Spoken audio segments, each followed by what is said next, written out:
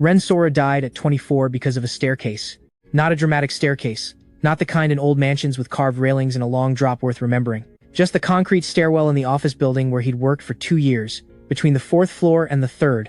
On a Tuesday afternoon when he was the last person left in the building because he'd stayed late to finish a report his manager would skim for 40 seconds the following morning. He was thinking about this, the report, the 40 seconds when his foot found nothing where it expected something and the floor came up to meet him with the speed that doesn't leave room for much of a response. One coherent thought, I'm going to die because of a staircase. Then, in the very last instant before that thought completed itself, he saw something. Not the light at the end of a tunnel, not his life in fast forward. A hand, on the railing 2 floors above, withdrawing into the shadow of the stairwell with the deliberate calm of something that had just finished what it came to do. Then everything went dark. Then everything went very, very bright. 3 faces were looking down at him. They were without exception the most striking faces he had ever seen. The first had platinum blonde hair, silver eyes, and the posture of someone accustomed to every room arranging itself around her. The second had black hair, violet eyes, and was currently studying the floor with unusual intensity. The third had auburn hair and green eyes and the expression of someone who had been sitting still for considerably longer than was comfortable. All 3 of them opened their mouths at the same time. Welcome to the. They all stopped. Then, in the white space above them, 3 panels of text appeared simultaneously, each one read, "Accepted." For approximately 1 second, nobody moved. Then a 4th panel appeared, larger than the others, outlined in red. Triple claim detected. Cancellation impossible. Processing. The white space shuddered.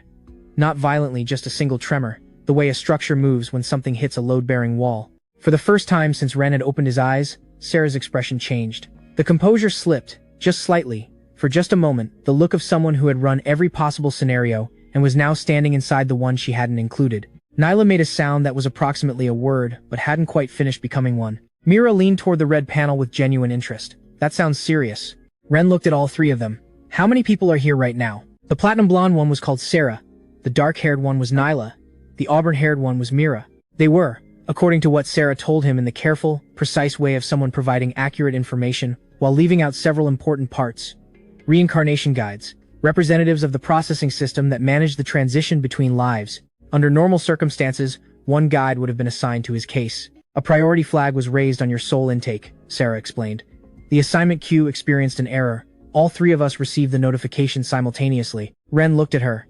And all 3 of you accepted it simultaneously. That is what the records show. Nyla, to the floor. There was no conflict resolution protocol in place for simultaneous acceptance. Mira, which is why we're all here. What makes a soul a priority? Ren asked. Sarah paused. A very small pause, the kind that would be invisible to most people. Compatibility. With what? Sarah looked at him for a moment. Then she looked at something slightly to his left, which was the direction people look when they have decided not to answer a question directly. With the transfer process, some souls accept transferred abilities more cleanly than others. Ren considered this. It was an answer that answered nothing. He had worked with people who gave answers like this for 2 years. He knew exactly what they were doing and exactly how to handle it. He let it go. For now, so what happens next? He said. What happened, Sarah explained with the tone of someone managing a situation back toward normal, was that each of them would transfer a portion of their functional capacity to him as part of the reincarnation process. 3 ability fragments instead of 1. Unusual but manageable. Completely unprecedented, Nyla said quietly. It's very exciting, Mira said. Then, apparently thinking of something, she added, his soul felt alive. Sarah looked at her immediately. Nyla stopped studying the floor. Mira blinked. Was I not supposed to say that? Ren looked at Mira. What do you mean by alive? Mira opened her mouth. Sarah spoke first. She means responsive. Souls vary in their receptivity to the transfer process. Yours is on the higher end. Mira nodded along with this explanation, but in the way people nod when they are agreeing to say nothing rather than agreeing with what was said. Ren filed this alongside everything else. And the 3 of you, he said, we will accompany you during the stabilization period for the transferred abilities. How long is the stabilization period? The 3 of them did not look at each other. 3 people deliberately choosing not to exchange a glance. It depends on the case, Sarah said. Before the transfer, he asked one more question. My death, he said. Was there anything unusual about it? All 3 of them went still. Not surprised. Still. The particular stillness of people who had already decided what they would say when this question arrived, which meant they had expected it, which meant they had reason to. The system records it as an accidental fall, Sarah said. Standard unintentional fatality. All right, Ren said. He did not argue. He simply noted that none of them had said no. He thought about the hand on the railing, the deliberate withdrawal, the way it had moved like something completing a task. People who fall by accident don't look up and see a hand pulling back into the shadows. He kept that to himself. The transfer was not something he could describe precisely afterward. It wasn't painful or pleasant. 3 distinct somethings arriving in sequence, each settling differently, like 3 rooms opening off a hallway he hadn't known was there. What he noticed specifically was the moment Sarah placed her hand on his shoulder to guide him toward what she called the transfer gate. For 10 seconds, everything changed. The undefined white space resolved into a structure he could read completely. Every component legible at once, load-bearing and decorative, original and repaired, strong points and weak ones. He could see all of it, with the clarity of reading something already memorized. Then Sarah lifted her hand. Gone. Ren looked at his shoulder. Looked at Sarah. What was that? He said. In his peripheral vision, fast and deliberate, Nyla and Mira exchanged a glance. A normal response to the initial transfer, Sarah said. It stabilizes over time. He looked at her for a moment. She was giving him accurate information in the least informative way possible. He had sat across from people who did this for 2 years. He knew exactly what it meant. He would find out the rest himself. All right, he said. Let's go. The transfer gate opened onto a light brighter than anything he had seen before, and stepping through it felt like nothing at all. On the other side was the beginning of a world called Aldrin. Ren Sora stood at the edge of something new and turned around. Sarah, Nyla, and Mira stood a few steps behind him. All 3 wore slightly different versions of the same expression, the expression of people who had prepared for many possible reactions and were now waiting to see which one arrived. He looked at each of them in turn. Reincarnation guides, he said. Yes, Sarah said, who travel with reincarnates indefinitely, for the stabilization period, which depends on the case. Yes. Ren nodded once, turned back toward the world that was waiting. Then let's get started, he said. He began walking. Behind him, 3 sets of footsteps fell into place. Sarah's measured and deliberate, Nyla's quieter than someone her size should produce, Mira's at twice the pace of everyone else. Ren Sora had entered a new world with 3 abilities he didn't understand, 3 beautiful liars walking behind him, and 1 memory sharper than death itself. A hand on a railing, withdrawing into the dark. Sooner or later, he was going to find out whose hand it was. The town of Elva was small enough that 4 people arriving at the same time with no prior connection to the place attracted approximately the level of attention you would expect, which was to say, everyone noticed. The house Mira had navigated them to with the confidence of someone who had been there before, which Ren noted and set aside was a 3-bedroom wooden structure at the eastern edge of town.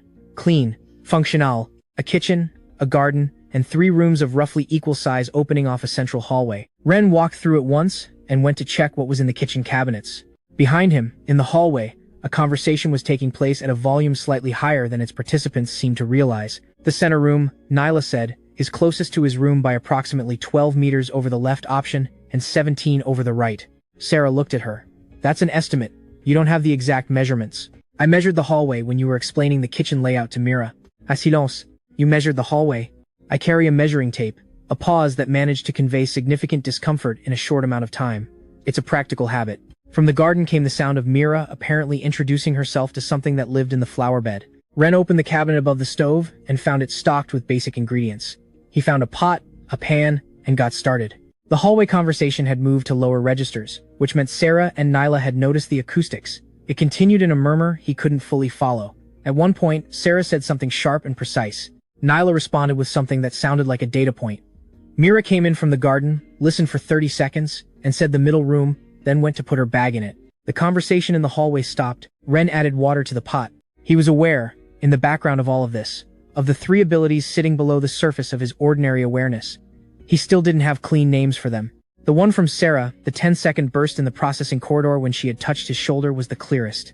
He could feel it like a room he knew the layout of, waiting to open. He turned up the heat on the stove. He was also aware, more quietly, of the hand on the railing. While the rice was cooking, Ren stepped outside to the small porch at the front of the house to get a sense of the street. A young man was leaning against the fence post across the road, watching the house with the openly assessing expression of someone who had decided curiosity outweighed discretion. He was around Ren's age, well-dressed in the way of someone from a family that had money without quite having status, and he straightened when he saw Ren come out.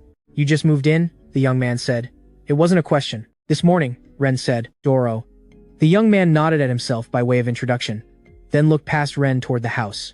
"Are those 3? Are they with you?" "Yes." Doro processed this. The processing took a visible moment. "All 3 of them." "Yes." "And you're," he appeared to be searching for a category. "What are you to them?" "I cook," Ren said. Doro stared at him. "You cook? Dinner's almost ready. I should go back in." "Wait." Doro's expression had settled into something between skepticism and genuine bafflement. 3 women like that and you cook for them? What do they do for you?" Ren considered the question honestly. They're here for a stabilization period. It's administrative. This explained nothing and appeared to explain everything Doro was willing to accept for now. He stepped back from the fence post, hands in his pockets, with the expression of someone revising several assumptions simultaneously. Ren went back inside. The rice was almost done. It was at the stove, reaching to adjust the flame, that it happened for the first time. The ability opened not from contact this time, just from the edge of his attention, brushing against it, and for 3 seconds he saw the kitchen, the way he had seen the processing corridor. Structure and load, strong points and weak, the bones of the house visible through the walls, and on the inside of his left wrist, just for a moment, a mark. He didn't recognize it. It wasn't there when he looked directly. It was the kind of thing you only catch in peripheral vision, the kind that disappears when you try to focus on it. A symbol, angular and precise, like writing in a language he had never seen. Gone before he could look at it properly. He stood at the stove for a moment, looked at his wrist. Nothing there. The rice was done. He filed it alongside the hand on the railing and the priority soul flag and 3 reincarnation guides who had already decided what they would say before he asked his questions. He served 4 bowls. They ate at the small kitchen table, which was just large enough for 4 people, if nobody needed much elbow room. Ren had made rice and a vegetable dish from what was in the cabinet. Simple, edible, by any reasonable standard, unremarkable. Sarah took the first bite with the expression of someone expecting adequacy and finding something she hadn't accounted for. She maintained her composure carefully and said nothing about this. Nyla finished her bowl in complete silence and then, without appearing to decide to, finished the remainder in the serving dish. She looked up, found Ren looking at her. The tips of her ears went slightly pink. She looked away. Mira said it was the best thing she had ever eaten, with the complete sincerity of someone who meant it entirely and had no sense that this might be a proportionally large claim. Ren accepted this without comment and collected the bowls. After dinner, in the kitchen, the 3 of them convened at the table. Ren was washing up at the sink and could hear most of it. "We need rules," Sarah said. "Agreed," Nyla said. "Mira, what kind of rules?" "The abilities stabilize based on proximity. That means staying within range is in all of our interests." A pause. Sarah's voice had the quality of someone laying out terms in a negotiation they intend to win. "However, contact triggers temporary amplification, which means we should agree that unintentional contact events don't set a precedent." Nyla, agreed, fully. "Mira, what counts as unintentional?" Sarah, contact that occurs without forethought. "Mira, what if I think about it afterward? Does that make it intentional retroactively?" A pause. A longer one. Nyla, that is not how intention works. "Mira, I'm just asking." Sarah, with the precision of someone closing a loophole before it fully opens. Rule 1. No deliberate physical contact with the reincarnate without a clearly defined functional reason. Nyla, agreed. Mira, agreed. Ren dried his hands on the kitchen cloth, turned off the faucet. He had heard all of this. He did not comment on having heard it. He went to his room, lay down, looked at the ceiling. He thought about Rule 1. He thought about the mark on his wrist. He thought about Mira saying his soul felt alive. About the speed at which Sarah had cut in. About Nyla stopping mid-sentence. 3 reincarnation guides. A priority soul flag. 3 ability fragments with no clear explanation of their origin. And a system protocol that had apparently never encountered 3 simultaneous acceptances before. Outside the window, the town of Elva was settling into its evening. Somewhere nearby, Doro was probably telling someone that the new people on the Eastern Road were strange. He wasn't wrong. Rule 1 lasted until the following morning. Ren was at the kitchen counter, getting water, when he turned and nearly collided with Nyla, who had come downstairs at the same moment from the opposite direction and had not expected anyone to be there. They both stopped, 6 inches between them. For approximately 10 seconds, the concealment ability activated at full amplification, not intentional, not planned, just the proximity and the contact that was almost but not quite contact, and the ability reading the near miss as sufficient. The kitchen went slightly translucent around the edges. Ren felt himself shift out of standard perceptibility without going anywhere. Then Nyla took a step back. The ability faded. She looked at the wall to his left. Her ears were distinctly pink. "That was unintentional," she said, with the clarity of someone making a formal declaration. "I know," Ren said. "Rule 1 still applies." "I know." She went to put the kettle on, facing the stove, with the focused posture of someone performing an ordinary task with extraordinary concentration. Ren got his water. He was beginning to understand that Rule 1 was going to be a complicated document. That afternoon, Doro came back. He arrived at the front door with an approximately transparent pretext about borrowing something and an actual goal of seeing whether the situation in the house was as strange as the situation in the house appeared from the outside. Ren answered the door. Doro looked past him. In the main room, visible through the open doorway, Sarah was sitting at the table attempting to understand how a sewing needle worked, with the focused attention she brought to everything and the results she brought to things she had never done before. Nyla was in the far chair with a book she had found somewhere, reading it at a pace that suggested she was working through it carefully. In the kitchen, visible through the second doorway, Mira was talking to a plant. Not at a plant, to one. With the conversational rhythm of two parties genuinely engaged, Doro looked at all of this. Looked at Ren. "Everything all right in there?" he said. "Yes," Ren said. Doro looked back at the main room. At Sarah, who had successfully threaded the needle and was now looking at it with the satisfaction of someone who had achieved something significant. At Mira, who had apparently received a response she found interesting. "Right," Doro said. He handed over the item he had brought as a pretext, a small jar of something that appeared to be a local preserve. "Neighbor thing," he said. "Thank you," Ren said. Doro left, slightly faster than he had arrived, with the expression of someone who had come for information and returned with more questions. Ren closed the door. "From the kitchen," Mira said. "The basil says it likes the window better than the counter." "Move it," Ren said, going back to what he'd been doing. A pause. "Just like that," Mira said. "It knows where it grows better than I do." Sarah looked up from her needle. Across the room, Nyla had stopped reading. Both of them were looking at Ren with slightly different versions of the same expression. He didn't notice, or if he noticed, didn't show it. He had a mark on his wrist that had appeared and disappeared at the edge of his vision. He had a rule about unintentional contact that had already failed once before 8 in the morning, and he had filed quietly in the part of his mind that was building a case. The fact that 3 people who claimed to be administrative personnel were in a house, in a town, in a world he'd arrived in yesterday, for a stabilization period of indefinite length, with rules they were enforcing against themselves. People who were only here for administrative reasons didn't need rules. The basil moved to the window. The evening started. Rule 1 was going to need revision. 3 days into life in Elva, Ren needed money. This was not a surprising development. What was slightly surprising was the degree to which none of the 3 reincarnation guides had thought to mention it as a consideration, given that they had selected this location and arranged for them to live here. When he raised the subject over breakfast, all 3 of them looked at him with the expressions of people encountering a concept they were familiar with, in theory, but hadn't connected to the present situation. "Money," Sarah said. "To pay for food and rent," Ren said. "Yes. We can assist with." "I'd rather not owe the administrative system for living expenses," Ren said. "I'll register at the guild." Sarah looked like she wanted to say several things and chose not to say any of them. Nyla said nothing, which was becoming her standard contribution to discussions she found complicated. Mira said, "Can I come? I've never been to a guild." They all went. The Adventurers Guild in Elva occupied the largest building on the main street, which in a town this size meant it was approximately the size of a respectable community hall. The interior smelled of wood, sweat, old leather, and whatever combination of things accumulates in a building where people who work in difficult outdoor conditions spend time between working in difficult outdoor conditions. The quest board along the far wall held a range of postings in descending order of difficulty and reward. At the bottom, in the section marked with a single bronze marker, were the requests that required no rank to accept.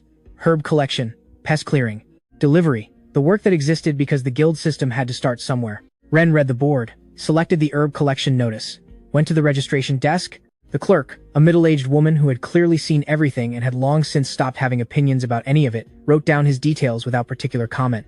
Job: none currently registered. Rank: none. Previous experience: not applicable.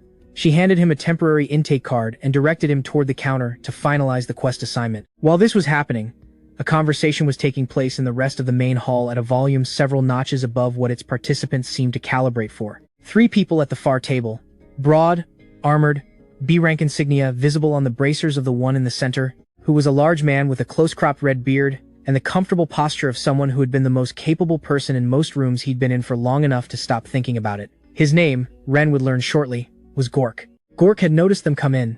He had looked at Ren, then at the 3 women behind him, then at Ren again, and had arrived at a conclusion he saw no reason to keep to himself. "Look at that," Gork said to the table in general. "No rank, herb quest, 3 personal escorts.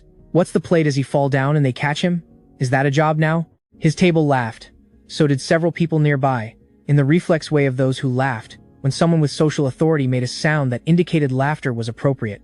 Sarah's expression shifted with the precise subtlety of a door closing. Ren put a light hand on her arm. "Don't." She looked at him. The door stayed closed, but it was a near thing. At Ren's shoulder, one of the sparrows that had made a home in the gap between the guild's main beam and the roof was doing what sparrows do, which was maintain a running commentary on events in their immediate vicinity with the confidence of something that had an opinion on everything and time to share all of it. Ren listened. Then he looked at the quest board, specifically at the posting 3rd from the top of the B-rank section, which he had read on his way past. Gork's party, Black Snake Eggs, East Cave System, tomorrow morning. He walked to the desk and asked to speak with the duty officer. "The East Cave," Ren said to the duty officer, who was a tired-looking man with the particular weariness of someone who managed other people's risk assessments for a living. Has the current occupancy been surveyed recently? The duty officer looked at him. The eastern caves are part of the standard rotation. Survey was done, he checked his records 6 weeks ago. There's a dominant male black-fanged snake currently holding the main chamber. He wasn't there 6 weeks ago. He moved in sometime in the last week, and he's been aggressive about the territory. Ren paused. The party registered for that quest tomorrow should know before they go in. The duty officer looked at him for a long time. How do you know this? The sparrow on the main beam, Ren said. It's been monitoring the local area. Snakes that size displace a lot of small animals when they establish territory. The bird has been watching the displacement pattern for 4 days. The duty officer looked at the beam. The sparrow was sitting on it, doing what sparrows do. It looked back at the duty officer with the impartial attention of something that had better things to think about. I'll send a scout to verify, the duty officer said, in the tone of someone who was going to do this specifically so he could write down that he had done it. Ren returned to where the others were waiting near the entrance. Mira was watching him with the expression she had when she found something pleasing. The sparrow told you a lot. It did. It also said something else, Mira said. While you were at the desk, I was listening. Nyla and Sarah both looked at her. It said there's a smell around you that it doesn't recognize, Mira said. The birds have been noticing it since we arrived. Not a bad smell, just not from here. She tilted her head slightly. The sparrow said it smells like somewhere very far away. Somewhere before. The hall continued its ordinary noise around them. Someone at the quest board was arguing about a payment rate. Gork's table had moved on to a different conversation. Sarah's expression was very still. Nyla had gone back to looking at the floor. Ren looked at Mira. What does that mean before? Mira opened her mouth. It's a bird, Sarah said. Not unkindly, just with the particular precision of someone closing a specific door. Their frame of reference is limited. Mira closed her mouth, blinked, opened it again. But it was quite specific about limited, Sarah said. Ren watched this exchange. He noted the specific speed of Sarah's interruption. He noted that Nyla had not said limited and had not said anything, which was itself a data point. He filed it. A smell that didn't belong to this world. He thought about the mark on his wrist, the angular symbol that appeared at the edge of his vision and vanished when he tried to see it directly. He thought about a priority soul flag in a processing system. He thought about a hand on a railing. The scout came back 2 hours later. Dominant male black fang in the main chamber. Territory established within the last week. Aggression indicators consistent with a new occupant defending an uncontested claim. The assessment matched Ren's account precisely. The duty officer updated the quest posting. Gork's party was informed that the difficulty rating on their assignment had changed significantly and they could accept the revised version or withdraw. Across the hall, Gork was listening to this with the expression of someone doing a particular kind of arithmetic, the kind where you are working out what the number means rather than what it is. He looked at Ren. Ren was at the intake desk collecting his formal registration card, which the clerk had finished preparing. The card had his name, his current rank, which was unranked, and a notation that he had submitted a verified field intelligence report on his first day. Gork stood up from his table and walked over. You, he said. Ren looked at him. That cave information. Gork crossed his arms. He was approximately twice Ren's width and had the build of someone who had spent years doing things that required that build. How? The birds in this district talk, Ren said. I can hear them. Gork looked at him for a long moment. Then looked at the 3 women standing behind Ren. Sarah, upright and composed. Nyla, reading something she'd found. Mira, currently exchanging what appeared to be mutual acknowledgement with the sparrow on the beam. He looked back at Ren. You're serious, Gork said. Yes. Gork stood there for another moment. He had the quality of a person recalibrating. That cave would have been bad. We go in without knowing about the dominant male, someone ends up bitten. Yes, Ren said. That's why I reported it. Gork looked at him. Then he did something Ren hadn't quite expected. He uncrossed his arms. Gork, he said, extending a hand. Ren. They shook. That information, Gork said, was worth more than the original reward on the quest. He paused, appearing to be working something out. If you hear things like that, regularly useful things, I could use someone like that. Not as a fighter, as intel. Ren considered this. I'll think about it. Gork nodded once and went back to his table. At the entrance, Mira said, the sparrow liked that outcome. Nyla, quietly, please stop narrating the sparrow. It has opinions. Everything has opinions. That doesn't mean we need all of them in real time. Ren collected his registration card. Unranked. Day 1. 1 verified field intelligence report. Origin listed as environmental observation. The clerk had written the source of the observation in very small handwriting in the notes field, in the way clerks write things they are required to document but would prefer not to have to explain to anyone. It said, local bird. On the walk home, the mark appeared again. He was 3 streets from the guild, passing the section of town where the older buildings were, the ones built with the heavy stone that predated the wooden construction of the rest of Elva. He was not touching anything. None of the 3 walking with him had touched him. The abilities were quiet. And then, edge of vision, left wrist. The same angular symbol he'd seen in the kitchen 2 days ago. There for 2 seconds. Gone. He stopped. Mira, walking ahead, turned back. What's wrong? Nothing, Ren said. He looked at his wrist. Bare. He flexed his hand once and kept walking. He had seen it twice now. Same symbol. Same location. Same peripheral quality. Like it didn't want to be seen directly. He thought about the sparrow's observation. A smell that didn't belong to this world. Something from before. He thought about the hand on the railing. He thought about the fact that his death had been moved forward by 40 years in a ledger that existed somewhere, and that the 3 people walking with him had been carefully not mentioning this since before he was born in this world. He didn't know what the symbol was, but he was starting to understand that it was connected to all of it. That evening, over dinner, Ren said to the 3 of them, "Tell me about the smell." Sarah set down her chopsticks. "The sparrow's reference frame is limited." "I said so." "Tell me about the smell," Ren said again. Nyla was looking at the table. Mira looked between the other 2 and then at Ren, with the expression of someone who genuinely did not know how to navigate the space between telling the truth and whatever she had implicitly agreed to not tell. "Mira," Ren said. "It's not dangerous," Mira said. "The smell. The birds aren't afraid of it. It's just unfamiliar. Something that wasn't here before." She paused. "Something from outside, the usual boundaries of where things come from." "Outside the boundaries," Ren said. "Yes." He looked at Sarah. Sarah met his eyes. Her expression was composed and precise and careful, the expression of someone who had been doing this for a very long time and was good at it. "Some aspects of the reincarnation process leave traces," she said. "They dissipate over time." "How long?" Ren said. "It varies." Ren looked at her for a moment. "Accurate information. Least informative way possible." "All right," he said. He picked up his chopsticks. He had a mark on his wrist he couldn't look at directly. He had a smell on him that birds recognized as coming from somewhere outside the normal boundaries of where things come from. He had a priority soul flag on a record that had been modified by someone to ensure he arrived in a processing system 40 years ahead of schedule. These things were connected. He didn't have enough pieces yet to see how, but he was collecting them. He was, it occurred to him, actually quite good at collecting pieces without anyone noticing he was doing it. Rule 1 had been broken once. The mark had appeared twice. He was going to find out what it meant. Ren woke up on the 6th morning in Elva feeling wrong. Not catastrophically wrong. Just the specific wrongness of a body that has been running slightly below optimal for a few days, and has decided to make this known through the usual channels, a heaviness behind the eyes, a throat that felt like it had been lightly sandpapered, and a general reluctance to engage with the concept of getting up that was more pronounced than usual. He lay still for a few minutes, assessing. The 3 abilities were doing something unusual. He had been tracking them with the part of his attention he'd been developing for this purpose, and normally they sat quietly in their respective positions, available but not active. This morning they were restless, not activating something closer to the feeling of 3 things trying to occupy the same space and not quite fitting. A low-level interference, like signal noise from 3 frequencies running close together. He filed this. Got up anyway. He had a herb collection to finish by midday. He made it to the hallway before Mira came down the stairs, looked at him, and stopped. "You're sick," she said. "Mildly," Ren said. "You should stay home. I have a commission to finish." Mira considered this for approximately 1 second. "I'll tell the others." "Mira, you don't need to." She had already gone back up the stairs. The conversation outside his room started approximately 4 minutes later. He could hear it clearly through the door. He had noticed early on that sound carried in this house in ways that seemed to exceed the building's construction, which he had filed under things about this house he didn't fully understand yet. "He needs porridge," Mira said.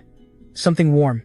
"I know," Sarah said. "I also know," Nyla said. A silence of approximately 3 seconds. "Who's making it?" Mira said. Neither of the other 2 spoke. "We all know he needs it," Mira said. "That doesn't answer who." "I'll do it," Sarah said. "I can also do it," Nyla said, immediately. "I was first. Temporally, possibly. But I have." "Neither of you has cooked anything," Mira said. "Neither have I. The woman at the end of the street was showing me how her garden works this morning, and I asked her about medicinal plants, and she gave me a recipe." "A recipe from a stranger," Sarah said. "A recipe from someone who has been cooking in this town for 30 years, Mira said, "which is more relevant experience than either of you have." Another silence. Ren could almost hear the 3 of them arriving at the same conclusion separately and being unwilling to acknowledge that they'd arrived there together. "We each make our own version," Sarah said. "And he decides. That puts all the burden on him," Nyla said, in the voice of someone who had noted an objection and was going to note it regardless of whether it changed the outcome. "It gives him options," Sarah said. A third silence. Then, agreement? In the specific, wordless way, 3 people agree to something none of them are entirely happy with. Ren sat on the edge of his bed and looked at his hands. The interference between the abilities was still there, quiet but present. He pressed the heel of his right hand against the inside of his left wrist, where the mark had appeared twice, and held it there. For a moment, very brief, there and gone, he felt something push back. Not painful, not dangerous. The feeling of two things that didn't quite match pressing against each other, from opposite sides. He released his wrist, looked at it. Nothing visible. But the interference between the abilities was stronger now, and it had the quality of something that wasn't dysfunction. It was more like a response. Like something in him was reacting to something that had been done to a file that was supposed to be him. He thought about a record that had been modified. About 40 years of life that had been edited out of a ledger somewhere. He thought about whether the abilities he carried were designed to sit in a soul of a certain age and depth, and what happened when they were installed in one that had been cut short. He didn't have enough information yet. He got back into bed and waited for porridge. Sarah's arrived first. It looked perfect. The consistency was exactly what porridge was supposed to be. The presentation in the bowl was, frankly, better than anything Ren had produced in the kitchen. The color was exactly right. It smelled of nothing in particular, which at this point he recognized as a specific characteristic of Sarah's cooking rather than an absence of smell. He took a bite. It was the temperature of room temperature water. He did not ask why. The warming step, Sarah said, with the composure of someone providing context rather than an explanation, may have been left out. It's fine, Ren said. He ate half of it. Mira's arrived 20 minutes later, carried in a pot considerably larger than the task required. It was dark brown and smelled of herbs, roots, and several things he couldn't identify by name but recognized as belonging to the category of things that occur in nature, specifically because something needs them medicinally. It has everything she recommended, Mira said, plus a few things the garden told me were relevant. He ate it.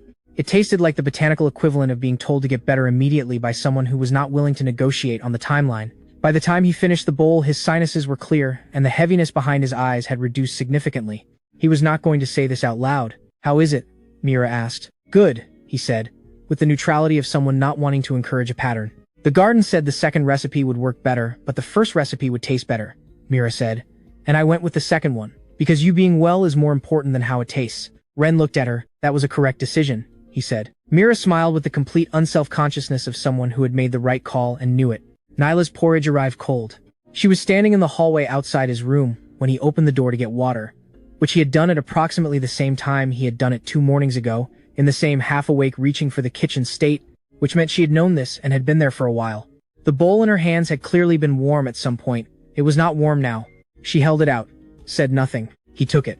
He was aware that she had been standing in the hallway for what was probably a significant amount of time. He was aware that the bowl had cooled completely, which required either substantial time or a failure to account for cooling, and both options told him something. He leaned against the doorframe and ate it there, in the hallway, without going back inside. Cold porridge was still porridge. It tasted like someone who had learned a recipe very recently and followed it precisely, which was different from someone who understood what they were making. He ate the whole bowl. Nyla was looking at the far wall of the hallway during this. Her ears had the particular quality they had when she was monitoring something internally and not showing it. He handed the bowl back. Thank you, he said. She nodded once, took the bowl, and went back down the hall to the stairs. He watched her go. He had noted, with the careful attention he applied to everything in this house, that she had been there for long enough that the bowl had gone cold, and that she had stayed anyway, and that she had not said anything about how long she had been there. He filed it. Doro appeared at the front door at mid-afternoon, on the pretext of asking whether they had a particular tool he could borrow. Ren had gone back to bed by then. The door was answered by Sarah. Doro looked at Sarah, then passed her into the house. Through the main room doorway, visible from the entrance, Sarah had left her porridge research on the table, a sheet of notes in handwriting that was too precise to look natural, with what appeared to be a diagram of a cooking pot labeled with sections. Nyla's bowl from the morning was still on the counter, clean, but placed with the exactness of someone who had washed a dish and had not previously had to wash a dish and had thought carefully about where to put it. From the kitchen came the sound of Mira explaining something to the rosemary about the medicinal properties of other herbs. The rosemary did not appear to be objecting. Doro stood in the doorway for a moment. Is he all right? Doro asked. You're the one who cooks. Someone at the market said he wasn't out today. He's resting, Sarah said. Right. Doro appeared to be processing the scene behind her. The notes, the bowl, the audible herbology tutorial happening in the kitchen. Do you need anything? For him, or generally, if anyone needs anything? Sarah looked at him with the expression she used when someone was being unexpectedly useful. What do people usually bring when someone is unwell? Depends. Soup, usually. Or bread. From the bakery on the corner? The bakery on the corner, Sarah said, as though committing a coordinate to memory. 3rd Street. Hannah's. She does a good plain loaf. Sarah nodded. Thank you. Doro left. 15 minutes later, Sarah returned with a loaf of bread from Hannah's bakery and placed it on the counter with the expression of someone who had executed a logistical problem correctly. Ren, who had heard this through the wall, lay in bed and thought about reincarnation. Guides who didn't know how to cook. a deity of natural things who learned medicine from gardens, and a woman who had stood in a hallway for long enough that a bowl of porridge went cold because she hadn't been willing to knock. The interference between the abilities was quieter now. Whatever the morning's restlessness had been, it had settled, but it had happened. He would need to understand what it meant. That evening, in the quiet after dinner, when the others had gone to their rooms, Ren sat at the kitchen table with a piece of paper and wrote down 3 things. The mark on his wrist, seen twice, angular, precise, peripheral, disappears when examined directly. The smell, according to local birds, not from this world. Something from before. The interference. 3 abilities attempting to occupy the same space, most pronounced this morning when he had been compromised, like something misaligned. He looked at the list. A soul with 40 years edited out of its record, carrying 3 fragments of ability designed for a soul of ordinary age and continuity, arriving in a new world, with a mark on it that appeared only at the edge of direct vision. He thought about what Mira had said. His soul felt alive. He didn't know yet what that meant in the context of the processing system. He didn't know what made a soul feel alive in a way that was notable enough to mention. He didn't know whether the mark was a symptom, a signature, or a warning. But it was on his wrist, and it had been there since before he arrived here, and it was connected to something. He folded the paper, put it in his pocket. Tomorrow he would feel better, and he would go back to the guild. The herb commission was still outstanding. The questions could continue alongside the ordinary business of being alive. He had done harder things than this. He had just died. For a start, he went to bed. The mark on his wrist didn't appear in the dark, but it was there. He was starting to understand that it had always been there. 10 days into life in Elva, on an evening with no particular significance, all the light in the house went out at once. Not a power failure in the ordinary sense. The lamps went first, which was expected. But the light coming through the windows went too, the last of the evening sun, the glow from the street lanterns that had just been lit. All of it simply dimmed to nothing in the space of a breath, as though something had drawn a shade over the entire visible world from the outside. The 4 of them were at the dinner table. Sarah and Nyla were on their feet before the darkness fully settled, with the coordinated speed of people reacting to something familiar rather than something surprising. Mira said, "Oh," in the tone of someone recognizing something. From the dark, unhurried, with the cadence of someone beginning a sentence they had said before. "It's been a while, ladies." The light returned. Not the lamps, those stayed out, but a sourceless ambient quality crept back into the room, enough to see by, not enough to read by. In it, seated in the chair at the head of the table, which was Ren's chair, was a man who had not been there before. He was tall in the way that read differently when seated than standing. Dark clothing, hair, the color of ash, with the settled quality of someone who had been older than everything around them for long enough to have made peace with it. His expression was not hostile. It was the expression of someone who was tired in a way that predated this conversation by a very long time. He looked at Sarah, Nyla, and Mira, in turn. Then he looked at Ren. Then he looked back at the 3 of them. Something shifted in his expression that was not quite surprise, and was not quite amusement and was approximately both. "That's your chair," Ren said. The man looked at him. "The one you're sitting in?" Ren clarified. "It's mine." A pause. The man appeared to process this. Then, without a word, he stood and moved to the adjacent chair. He sat. He looked at the table. He looked at Sarah, who had the expression of someone maintaining composure over something that required significant effort to maintain it over. "I'm not here to cause a problem," the man said.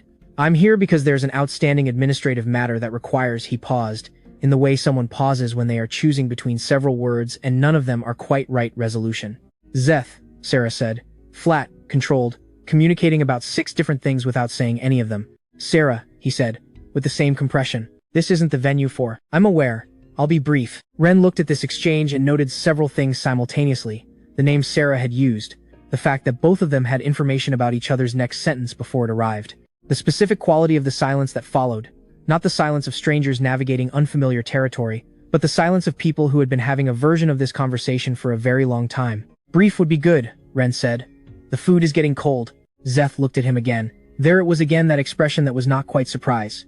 Zeth explained, in the concise way of someone who had summarized this before, that the soul currently inhabiting the body at this table had been registered in the processing system as a priority intake, and had been simultaneously claimed by 3 parties, which under ordinary circumstances would have triggered an administrative hold, pending review. The review had not happened. Instead, the soul had been reincarnated and was currently eating dinner with all 3 claiming parties, which was not a situation the administrative framework had provisions for. "My interest," Zeth said, "is in the portion of this arrangement that should have been assigned to my jurisdiction. That portion still belongs to my accounting.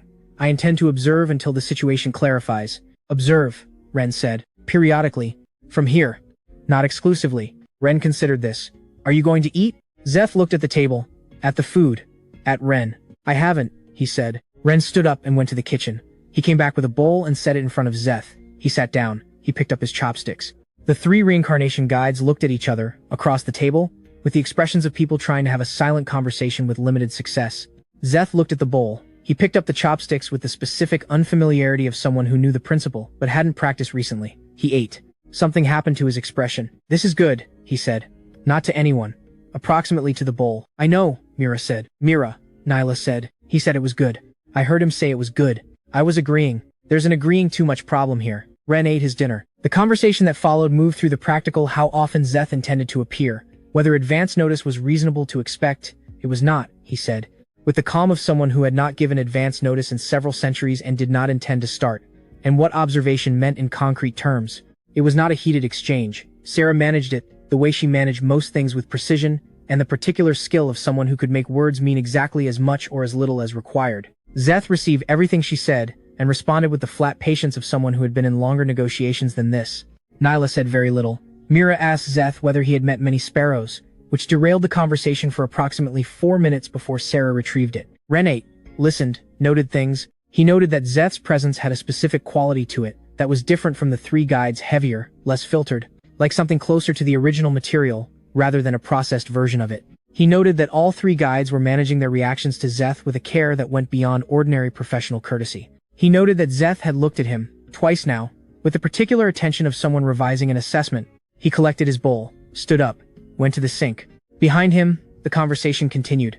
Sarah and Zeth had moved into something more specific terms, apparently, of what the observation would involve and what it would not. Nyla was contributing occasional data points. Mira was asking Zeth questions about places he had been, and he was answering them in the short sentences of someone who had been many places and didn't see the point in elaborating. Ren ran the water, washed his bowl, and then Zeth said, in the conversational register of someone making a casual observation to fill space, "It's remarkable, really. His soul shouldn't be here at this point." The washing up sounds continued. From the table, nothing. The standard record, Zeth continued, apparently to the room, shows 40 years of remaining lifespan at the time of intake. By the ordinary accounting, Ren Sora had another 4 decades before this conversation should have been necessary. From the table, a silence with a very specific texture. The texture of 3 people who had gone still in 3 different ways. "That's internal information," Sarah said. "Yes," Zeth said. "Consider it retracted." From the sink, "I heard that." Silence. Ren turned off the water, dried his hands, turned around. The 4 of them at the table were looking at him.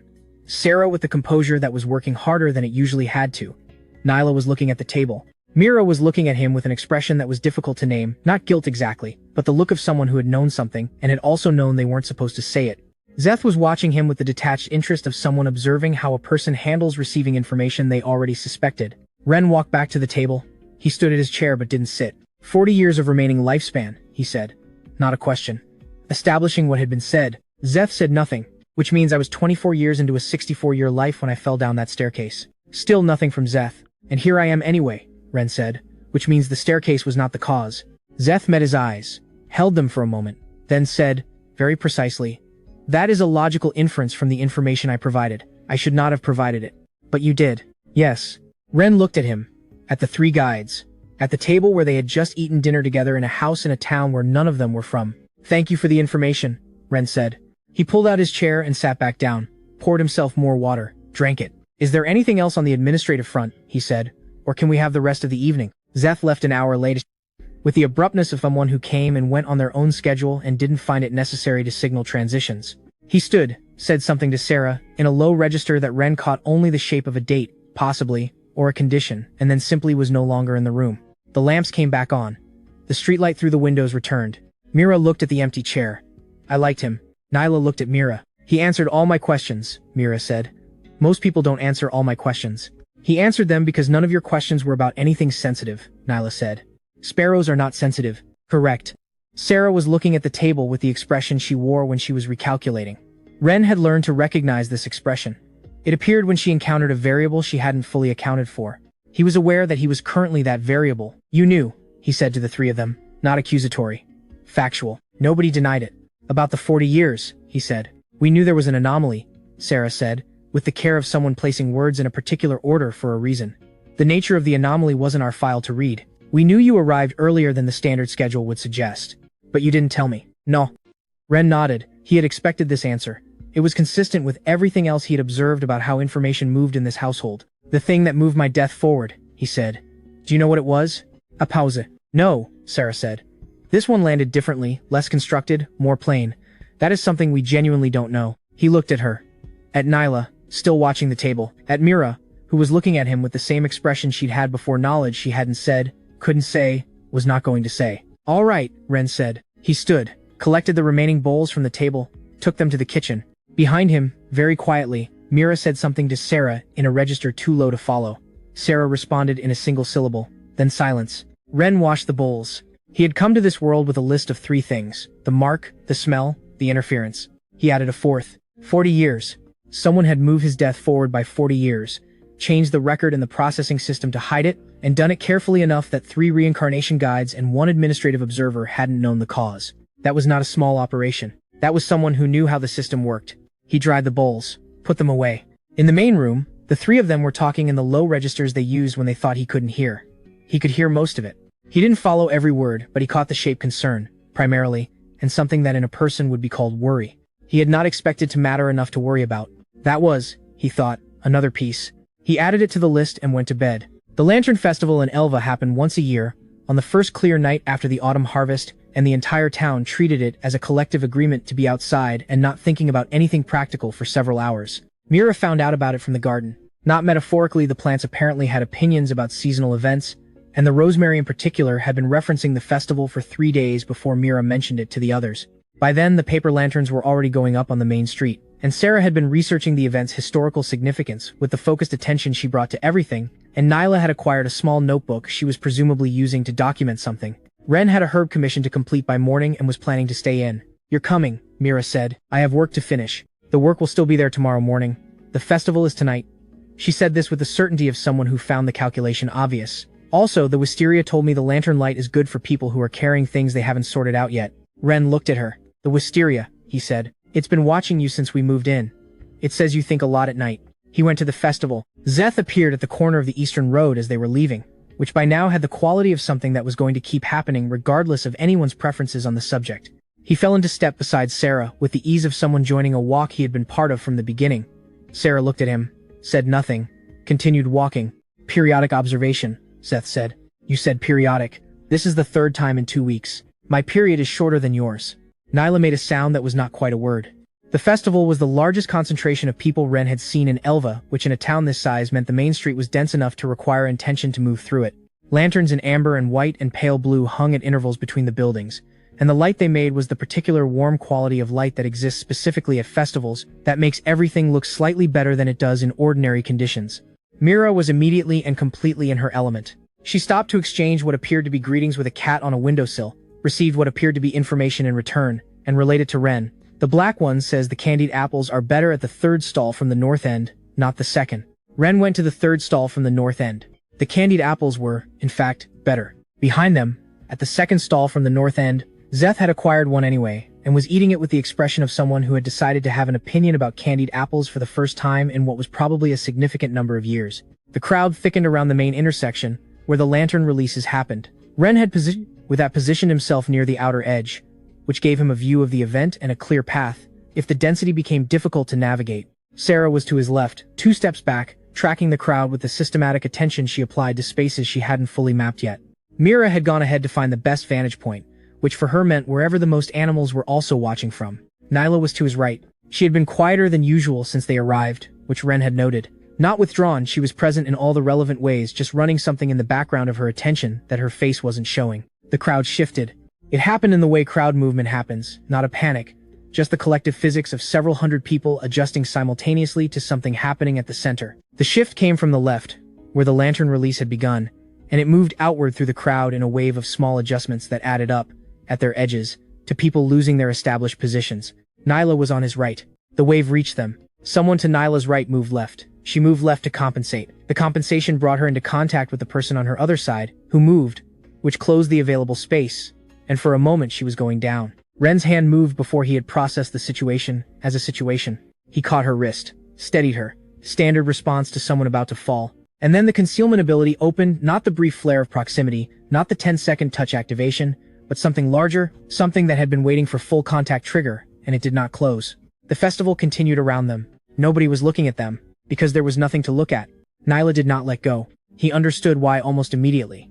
Releasing contact would end the effect. Ending the effect in the middle of a crowd this size would mean two people appearing out of nowhere in a space that hadn't had two people in it a moment before. The crowd would have to reorganize around them, people would look, questions would be asked. So she held on, and they were invisible. Standing in the middle of the Elva Lantern Festival, while the lanterns went up around them in their amber and white and pale blue, and the crowd moved and the music from the far end of the street drifted over, and the entire ordinary, extraordinary evening continued as though they were not in it. Ren looked at Nyla. She was looking straight ahead. Her grip on his hand had the quality of something that was being maintained through deliberate effort rather than instinct. The tips of her ears were the specific shade of pink they went when she was monitoring something very carefully and not showing any of the rest of it. "How long do we need to stay like this?" he said, low enough to be private, until the crowd thins enough to reappear without being noticed. She did not look at him. "Approximately 25 to 30 minutes from now." "All right," he said. He turned to watch the lanterns. Across the crowd, he could see Sarah, or rather, he could see the systematic way the crowd moved around Sarah, the particular pattern of people unconsciously making way for something with authority. She was moving through the festival in a search grid. Her face, visible when the crowd shifted, was composed. Her eyes were not. Further along the street, Mira had apparently found the vantage point she'd been looking for, a low wall at the corner of the lane that ran off the main street, currently occupied by her and what appeared to be 3 cats and a dog, all watching the lanterns with varying degrees of interest. At the second stall from the north end, Zeth was eating his second candied apple and observing the search pattern. Sarah was running with the expression of someone who found the situation moderately interesting and had no intention of doing anything about it. Ren watched the lanterns rise. Beside him, Nyla said nothing. The festival continued. 28 minutes later, at the section of street nearest the eastern wall where the crowd had thinned to pairs and small groups, Nyla released his hand. They were standing in a lit space. No one was immediately adjacent. It was as good a reappearance as could be arranged. She took 1 step to the right, then 2, the specific distance of someone placing themselves at a calibrated remove. "That was unintentional," she said, to the general direction of the lantern nearest them. "I know," Ren said. "The duration was a function of crowd conditions, not a choice." "I know. Rule 1 still applies." "I know." She was still not looking at him. The ears were still pink. She had the bearing of someone who had decided to treat this as a logistical event, and was doing so with the focus of a person who had excellent reasons to do so. Ren looked at his hand. The concealment ability had settled back into its resting position. No residue, no trace.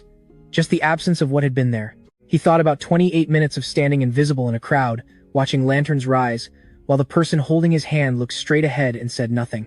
He did not say anything about this. "Sarah's 2 streets over," he said. "We should find her." "Yes," Nyla said. They walked in the same direction. Not together, exactly.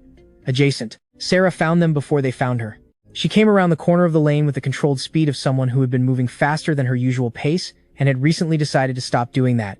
She looked at both of them. Her expression completed several calculations in rapid succession and settled. "The crowd conditions," Nyla said, before Sarah could speak. "Yes," Sarah said. 28 minutes. "I say, a pause. Rule 1, Nyla said. "I understand," Sarah said. And then, in a register that was so flat it had ceased to communicate information about its contents, "Both of you are accounted for. That's the relevant point." Mira arrived from the opposite direction at approximately the same time, still accompanied by one of the cats, and said, "Did I miss something?" The lanterns were beautiful. "The tabby says the blue ones carry wishes better than the white ones, but I think that might be a personal preference on her part." Nobody responded to this. "Is everyone all right?" Mira said. "Yes," said Ren, Sarah, and Nyla, in the specific unison of 3 people who had reached the same conclusion through entirely different routes. Mira looked at all of them, then at the cat. The cat appeared to offer some input. Mira said, and left it there. Zeth materialized from the direction of the stall district, finishing the last of something.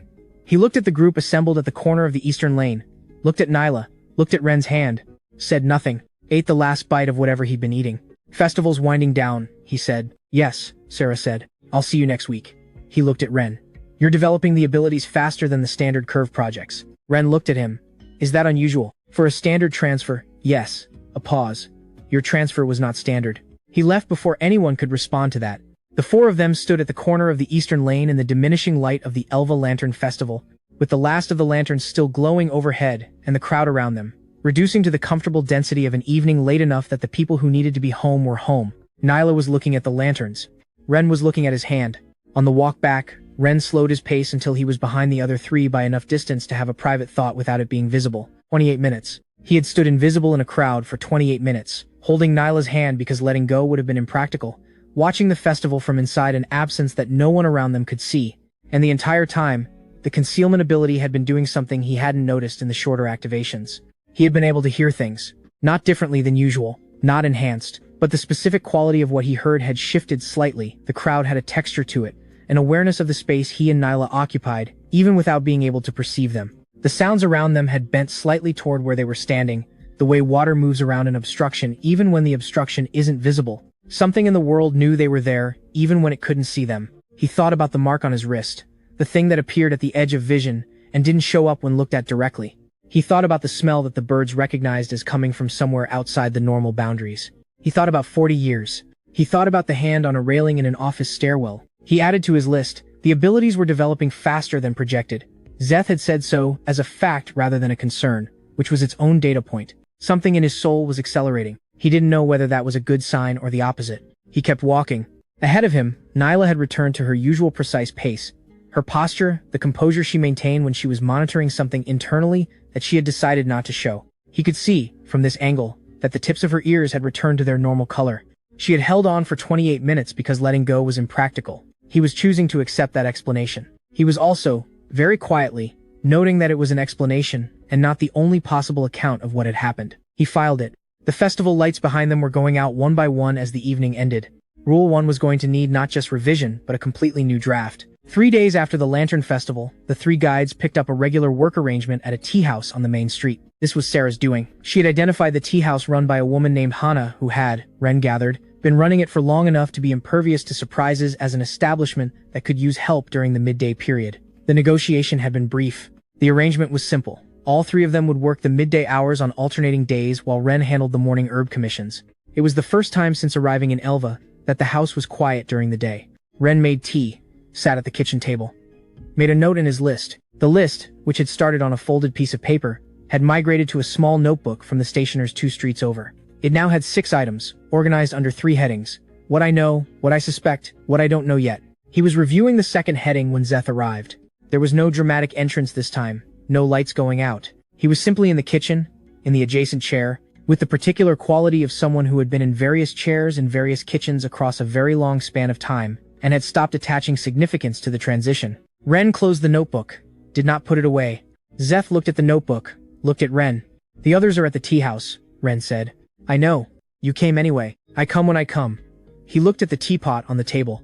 Is there more of that? Ren poured a second cup. Szeth drank it without apparent opinion about the temperature or quality. He put the cup down and looked at Ren with the considering expression he used when he was deciding how to approach something he had already decided to approach. You know they're competing, he said. Yes, Ren said. About the distance? Szeth stopped. It was a very specific kind of stopping, the kind that happens when you have prepared for one conversation and the other person has started a different one. The distance, Szeth said. The abilities increase when one of them is closer. I've been tracking it for 3 weeks. The correlation is consistent. Each of them corresponds to one ability, and the ability is stronger when the corresponding person is within a certain range. He turned his cup. I don't know the mechanism yet, but the pattern is clear. Szeth looked at him with the expression Ren had begun to think of as the recalibration face, the look of someone revising an estimate of another person upward in real time. You've been tracking it for 3 weeks, Szeth said. Yes. Since the beginning. Since I noticed the pattern, which was the 2nd week. Szeth was quiet for a moment. Then, each of them carries a portion of the ability that was transferred to you. The portion is more stable, more effective when they are physically closer. This is a function of the transfer mechanism, which means they need to be near me. Yes. Which means them being here isn't purely administrative. Szeth did not answer this, which was, Ren had learned, a kind of answer. The competition, Ren said. Is it about the distance? Who gets to be closest? Another non-answer pause. Szeth drank his tea. Something like that, he said finally. Ren nodded, filed it. Then Szeth said, do you have a preference? Ren looked at him. About which of them is closest? Szeth said, with the quality of someone who had prepared for this question and was presenting it as a casual inquiry, or more directly if you were required to choose one of them over the others. Who would you choose? Ren picked up his cup, drank, set it down. Are you asking that to evaluate me, or to satisfy personal curiosity? Szeth considered this. Both. Ren looked at the table, at the notebook, at the window where the morning light was doing what morning light did in autumn, coming in at an angle that made the kitchen look like it belonged in a painting of ordinary life. He thought about 3 weeks of data, about Sarah's composure fracturing for the first time in the processing corridor when the triple claim warning appeared, About Nyla standing in a hallway until a bowl of porridge went cold. About Mira saying his soul felt alive with the directness of someone who had noticed something and didn't understand why she wasn't supposed to say it. He thought about 28 minutes at the Lantern Festival. He thought about what Zeth had actually asked, and what the question was actually measuring. I don't choose the person who benefits most from being chosen, Ren said. I choose the person who chooses me when there's no longer a reason to. Silence. Zeth looked at him. The silence continued for 30 seconds. Ren counted, approximately, because it was the kind of silence that had a length worth noting. That, Zeth said, is more complex than I expected from someone who died because of a staircase. Ren looked at him steadily. I didn't die because of a staircase, he said. Zeth met his eyes. I was pushed, Ren said. The staircase was just the mechanism. You know that. You said 40 years in a record. That should have had 40 years left. You've known since before you came here the first time that my death was not an accident. Zeth held his gaze. You haven't denied it, Ren said. Not once, across 3 conversations. That's not a coincidence. The kitchen was very quiet. Then Zeth said, no, it's not. 3 words. Flat, plain, without ornament. Not a confession, not an explanation. Just an acknowledgement that the thing Ren had said was the correct shape. It was the first time anyone had confirmed it directly. Ren sat with this for a moment. Then he picked up his cup and finished his tea. Do you know who did it? He said. No, Zeth said. And this one, too, had the quality of plain truth rather than evasion. If I knew, I would have a different reason for being here. What reason would that be? A much less pleasant one. He looked at his own cup. The modification to your record, the change to the lifespan accounting was done by something that understands the administrative system well enough to alter it without leaving the standard traces. I have looked for those traces. They are not there. Which means whatever did it was either very skilled or very authorized. He paused. The 2 options have very different implications. Ren thought about the mark on his wrist, the angular symbol that appeared at the edge of vision and vanished when examined directly. I have something to show you, he said. He held out his left wrist. Zeth looked at it. Bare skin. You can't see it directly, Ren said. Only peripheral. I've seen it 3 times. It appears when the abilities activate and sometimes when they don't. It's always in the same place. Zeth's expression went through something that was not quite readable. He reached out, not touching, hand held a few inches above Ren's wrist, and stayed there. After a moment, he withdrew his hand. I can't see it either, he said. But I can feel the space where something is. A pause. That symbol or the remnant of it is not from the reincarnation process. It predates your arrival in this world. It was on the record, yes. Zeth looked at him. It was on the record before the modification. The modification was placed over it. Whatever marked your soul, it was there first. The kitchen was very quiet. Ren looked at his wrist. All right, he said. He opened his notebook to a new page and wrote, predates modification. Then, the mark is not from the transfer. He closed the notebook. Thank you, he said, for being direct. Zeth looked at him with something that was not quite surprise and was not quite anything else. You're not concerned, he said. I'm concerned, Ren said. I'm also organized about it. There's a difference. The 3 guides returned from the tea house in the early afternoon. Sarah came through the door first and read the room in approximately 2 seconds. Zeth at the table, Ren at the counter, teapot between them, the specific quality of a conversation that had recently ended. You came during the day, she said to Zeth. Periodic observation, Zeth said. You said periodic. The period adjusted. Mira came in behind Sarah and immediately went to check on the rosemary. Nyla came in last, stopped when she saw Zeth, and did the thing she did when she was deciding what to show, which was to show nothing. Precisely and deliberately. Everything all right, Sarah said. To Ren. Yes, Ren said. She looked at him, at the notebook on the counter, at Zeth. She did not ask what they had talked about. She was good enough at reading the room to know she wouldn't get the full answer, and too careful to ask a question she might get a partial answer to. There's a situation at the market, she said instead. Someone is asking about you. Ren looked at her. Who? He gave his name as Aldrich. He's been in town since the festival. He's been asking the stall owners whether a young man with 3 female companions has a standing arrangement in the area. She paused. He appears to have resources and is not being subtle about having them. Zeth made a small sound that might, on another face, have been amusement. I'll handle it, Ren said. Aldrich was at the market the following morning, standing near the eastern stalls with the ease of someone accustomed to occupying space as though it had been arranged for him. He was young, mid-20s.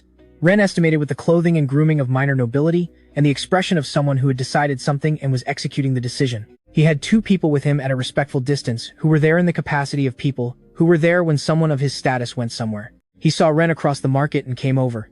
Ren Sora, he said, which meant he'd found the guild registration. Yes, Ren said. Aldrich. He didn't extend a hand.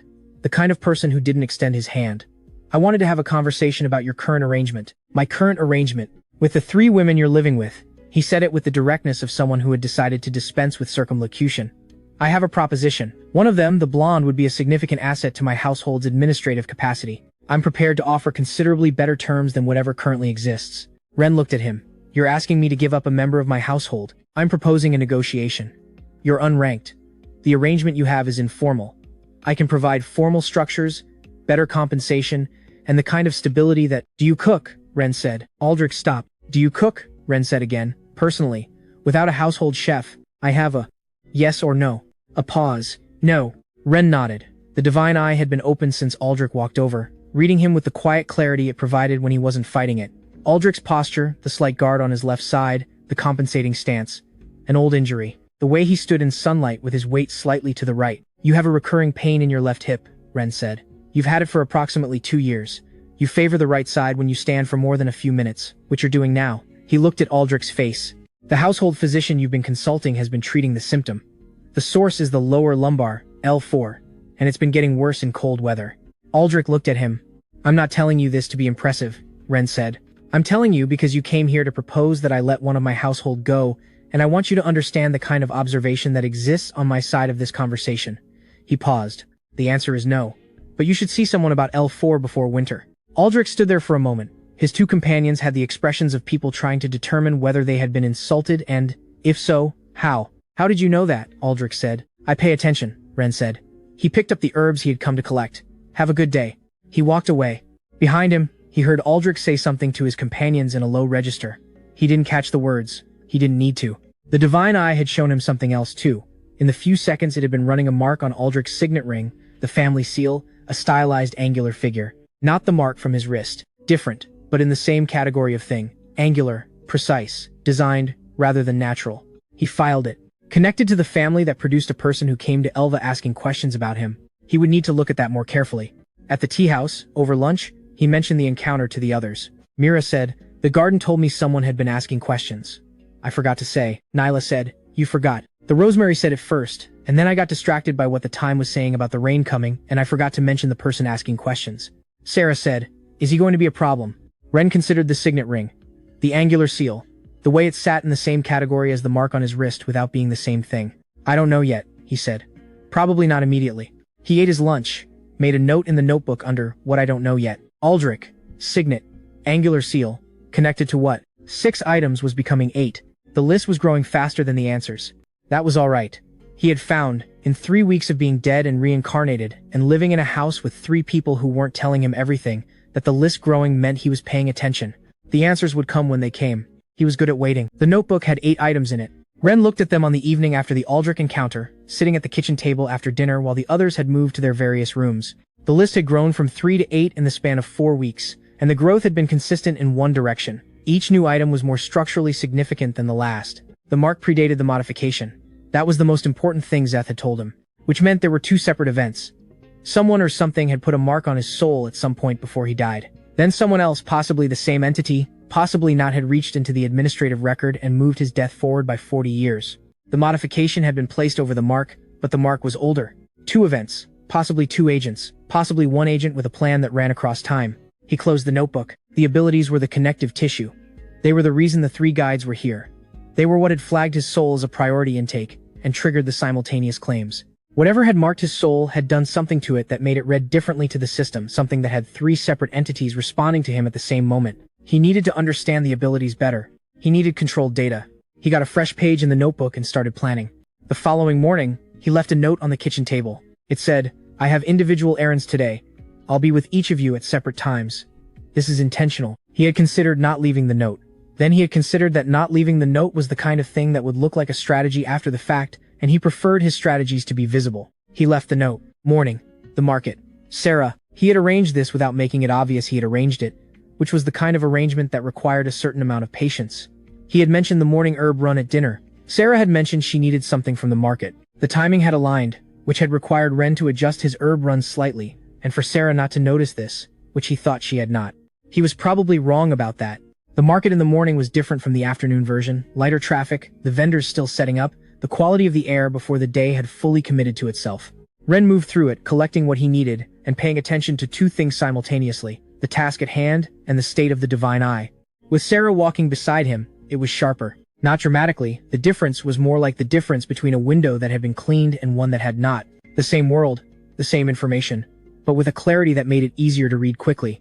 He was seeing the market stalls at a level of detail he didn't have when she wasn't nearby, the structural integrity of the tent fabric, the quality gradient in the produce, the load distribution on the cart that was going to have a wheel problem within the next 2 days if the vendor didn't redistribute the weight. He was reading things he hadn't been actively trying to read. The ability, he noted, was ambient when she was close. Not activated by contact, just quietly running at a higher baseline. "You're doing something," Sarah said. He looked at her. "You're looking at things," she said, "in the way you look at them when the ability is running." "Is there a specific way I look at things?" "Yes." She didn't elaborate on what the way was. "What are you looking at?" "The cart by the south entrance. Left rear wheel. The bolt is loose and the load is off-center. The vendor will have a problem within 2 days." Sarah looked at the cart, looked back at him. "Should we say something?" "I'll leave a note at the stall information desk." He added it to the list of small tasks. "What I'm actually tracking is that the ability is running at a higher baseline when you're nearby, even without contact." Sarah was quiet for a moment. It was not the silence of someone surprised.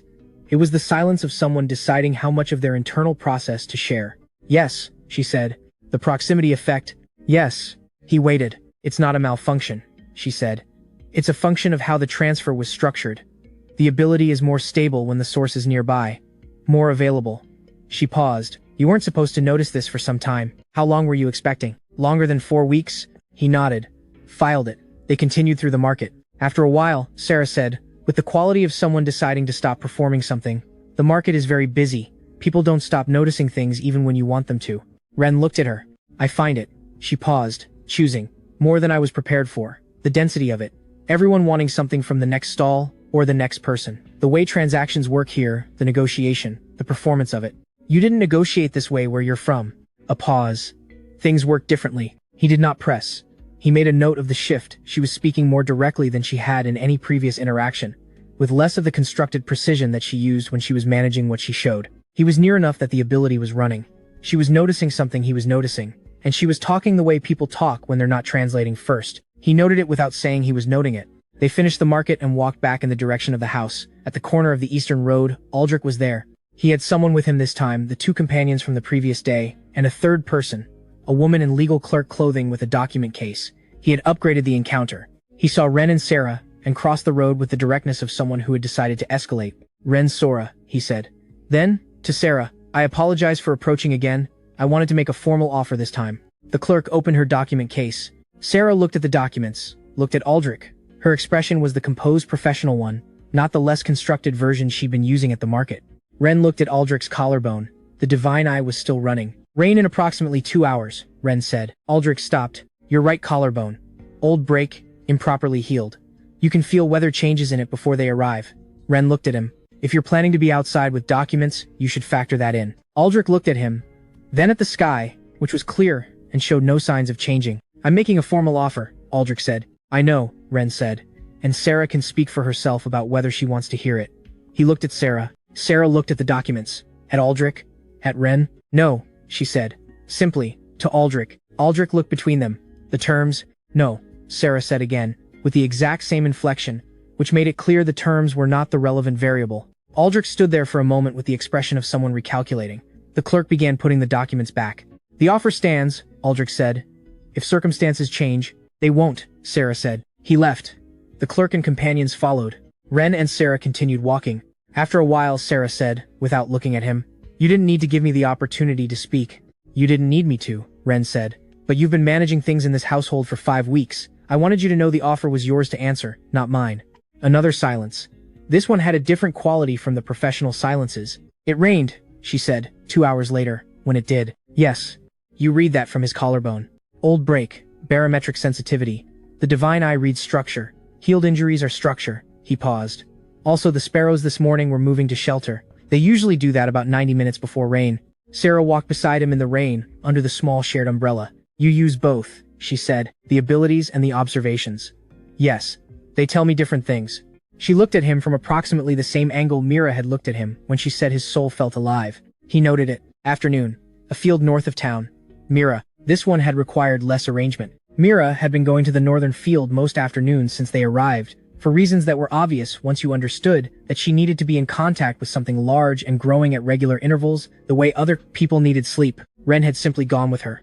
The natural language ability with Mira nearby was different from the divine eye with Sarah. Less analytical. The information it provided was less structured, not data points but impressions, the way you receive information from music rather than from text. He knew things without knowing exactly how he knew them. The field had been wet in the spring and dry in the summer, and the grass remembered both. There was an old boundary marker buried under the northeast corner that the ground had been growing around for 200 years. A family of rabbits to the west had had a difficult autumn and were anxious about winter in the general way of things that couldn't fully articulate why. He sat in the field and let it be ambient. Mira sat nearby and did not talk, which for Mira represented a significant departure from her usual mode and seemed to be her version of something considerate. After a while, she said, "The field likes you, does it?" Fields don't usually like people specifically. They like rain and sunlight and the right amount of frost at the right time. People are just things that cross them. She pulled a piece of grass and looked at it. "This one knows you've been in a field before. Not here, somewhere else, somewhere very far from here, the other world." A park near the office building where he'd worked. He had eaten lunch there on the days the weather allowed. "Yes," he said. Mira looked at him with the expression she had when she was deciding whether to say something she had been told she wasn't supposed to say. It was a specific expression, and he had learned to recognize it. "The thing the sparrow smelled," she said. "The thing from before. It's stronger today." He looked at his wrist. "Nothing visible. When you're near me," he said, "the ability that reads the natural world is more available." Is it possible that he chose words carefully? The thing the sparrow described, is it possible that ability is reading it too? Mira looked at the piece of grass. "Possibly," she said. "The natural language doesn't just read what's there now, it reads what's been there. Residue. History." She was quiet for a moment. Whatever marked your soul, it left something that the natural world can feel. The sparrow noticed. The field notices. "But I can't read what it is. It's too old." "Too old." "How old?" he said. "Older than this field," Mira said. "Older than most things that are old." He sat with that. In the notebook that evening, he wrote, "The mark is older than most things that are old." Then, on the next line, "Predates not just the modification, but possibly this world." He looked at what he had written. He closed the notebook. Evening, the library, Nyla. Elva's library was small by any standard, 2 rooms, a collection that prioritized practical reference over breadth, and a reading area that was often empty because the town's population had access to the same practical reference at home. Nyla had found it in the first week and had been coming back regularly, which told Ren that whatever she was looking for was either here or she had decided to look here anyway. He sat down at the table across from her. She looked up. Did not look surprised. Did not say anything about the fact that he had specifically come to where she was. He took out the notebook, set it on the table, started reviewing his notes from the morning and afternoon. For approximately 2 hours, they did not speak. This was, Ren noticed, completely comfortable. Not the silence of 2 people avoiding a subject. Not the silence of people performing comfortable silence for an audience. Just 2 people in a library, with things to think about. In the same room, thinking about them. The concealment ability with Nyla nearby was different again. It didn't enhance his reading of the world the way the other 2 abilities did. It did something quieter. The sense of being seen, the ambient awareness that other people's attention places on you when you're in a shared space was slightly muted. Not gone, just reduced. He was there, and the room knew he was there, but the room was less insistent about it. He existed in the room with slightly less weight. He thought about 28 minutes at the Lantern Festival, about standing invisible in a crowd, about the crowd bending around where they were even without being able to see them. He thought about the mark that appeared at the edge of vision and disappeared when examined directly. The concealment ability, he thought, didn't make things invisible. It made them less legible to direct attention. The mark had the same quality. The thing that had put the mark there might have understood something about visibility and attention that he was only beginning to work out. After 2 hours, Nyla set down her book. She looked at the notebook, which he had been writing in intermittently. "May I?" she said. He turned it toward her. She read. He watched her read. Her expression did what it always did when she was processing something, nothing visible on the surface, but the small adjustments that happen in people when information was arriving and being filed. She turned the notebook back. "The mark being older than this world," she said, quietly. "That narrows the category of what could have placed it." "How narrow?" he said. She looked at the table. "Very," she said. "The list of things that predate a world and can still interact with souls within it is." She stopped, started again. "I can't tell you more than that. Not yet." He looked at her. She was looking at the table. The ears were not pink this time. She was running something harder than usual, he could tell from the slight tension in her hands, both of them flat on the table, not holding anything. She knew something, not a suspicion. Something specific, that she was choosing not to say, for a reason she considered sufficient. "All right," he said. She looked up. Apparently she had been expecting something other than all right. "When you can tell me," he said. "Tell me." She looked at him for a moment. Yes, she said. They walked back to the house in the last of the afternoon light. Not together exactly. Adjacent. The same way they had walked from the festival. That evening over dinner, Ren said nothing about what he had learned. The others talked about the day Mira's field, Hana's tea house. Something that had happened at the market that Sarah described with the economy of someone who had edited it down to the relevant information. Zeth was not there. The four of them ate, and the house was the house, and the evening was an evening. After dinner, in the kitchen, Ren wrote the final note for the day. What I know. The abilities are proximity-based, ambient at higher baseline when corresponding person is near. The mark predates this world. Nyla knows what could have placed it, and has decided not to say yet. What I suspect, the three of them are not what they say they are. The administrative framing is accurate in some respects and incomplete in others. Their being here is not purely functional, it may have been functional to begin with, but 4 weeks of data suggests it's become something else for at least some of them. What I don't know yet, who placed the mark? What connection Aldrich has to the angular signet? Why the modification was made and by whom? What Nyla knows. He read over the list. Then he added, at the bottom of the page, in a different handwriting from everything else slower, more deliberate. The most important question is not who killed me. The most important question is why someone marked my soul before I was supposed to die, and then made sure I arrived here early. He underlined it, then he closed the notebook and went to bed. Zeth arrived before dawn. Not before dawn, in the way of someone who had miscalculated the time or had an urgent reason to be early. Before dawn in the way of something that operated on its own schedule and found the concept of appropriate arrival hours primarily applicable to other categories of entity. Ren was already awake. He had been awake for approximately an hour, sitting at the kitchen table with the notebook, reviewing the underlined question from the night before. When the quality of the dark in the room changed not much, just a slight deepening, the way a shadow changes when something more substantial than light moves through it, he looked up. Zeth was in the doorway. You're awake, Zeth said. Yes. Good. I need you to do something today. Ren looked at him. The quality of Zeth's presence was different this morning. Less of the ambient fatigue that he usually carried, more directed. Like something that had been in a holding pattern had been cleared to move. Sit down, Ren said. I'll make tea. Zeth explained over tea, which he drank with slightly more attention than he usually gave it, which Ren noted. There was a structure outside town. Not a dungeon in the standard guild sense, no administrative registration, no posted rewards, no organized access, just a space that Zeth had prepared, which Zeth described in exactly those words without elaborating on what preparation involved or what it required. I need to see you use all 3 abilities in sequence, Zeth said. Not in isolation, not in proximity-enhanced baseline, under actual conditions, in a space that requires them. Why now? Ren said. Because you've been here for 5 weeks and you've been learning the abilities through observation and inference, which is slower than direct engagement. He set down his cup. Also, because the Administrative Council has scheduled a review in 6 months and I need to know what you're capable of before that happens. Ren looked at him. You've been waiting for me to develop this organically. I've been watching you develop it organically. There's a difference. A pause. You're faster than I expected. You might be fast enough for what the review will require. I need to verify. What does the review require? That's the part I'm not certain about. Zeth said this with the flatness of someone stating a genuine unknown. The council hasn't specified. They rarely do. What I can tell you is that a soul carrying 3 deity-sourced ability fragments needs to demonstrate coherent integration, or the council will have grounds to treat the arrangement as unstable. And an unstable arrangement gets reset, Ren said. Yes. Ren drank his tea. The others are still asleep, he said. They'll notice when they wake up. A pause. I'd prefer they come. The abilities are stronger in their proximity. The test should reflect actual conditions. Ren considered this. The abilities under test conditions with all 3 of them present. The 3 of them knowing what the test was for. The 3 of them managing their competition around an actual high-stakes situation for the first time. All right, he said. Let me leave a note. The structure was east of town, in the low hills where the terrain changed from farmland to something older and less managed. It wasn't large, about the size of the house in Elva, constructed of stone that had been there significantly longer than the town itself, and had been modified rather than built. Zeth had done something to the interior. Ren couldn't describe exactly what the divine eye read it as, a space with its own coherent logic that was different from the logic of the surrounding world, like a room that had been set aside from ordinary physics in a specific and intentional way. There were 3 distinct areas, and between them, pathways that required navigation. The 3 guides had arrived to find them already at the structure. Sarah had read the note and organized the departure with her usual efficiency. Mira had been carrying on a conversation with something in the hedge along the road. Nyla had been quiet.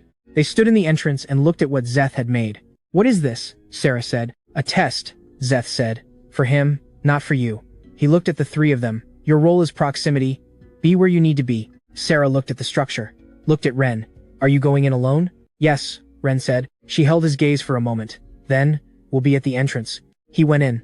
The first area required the divine eye. Not because Ren decided to use it because the space itself was structured to make other approaches not work.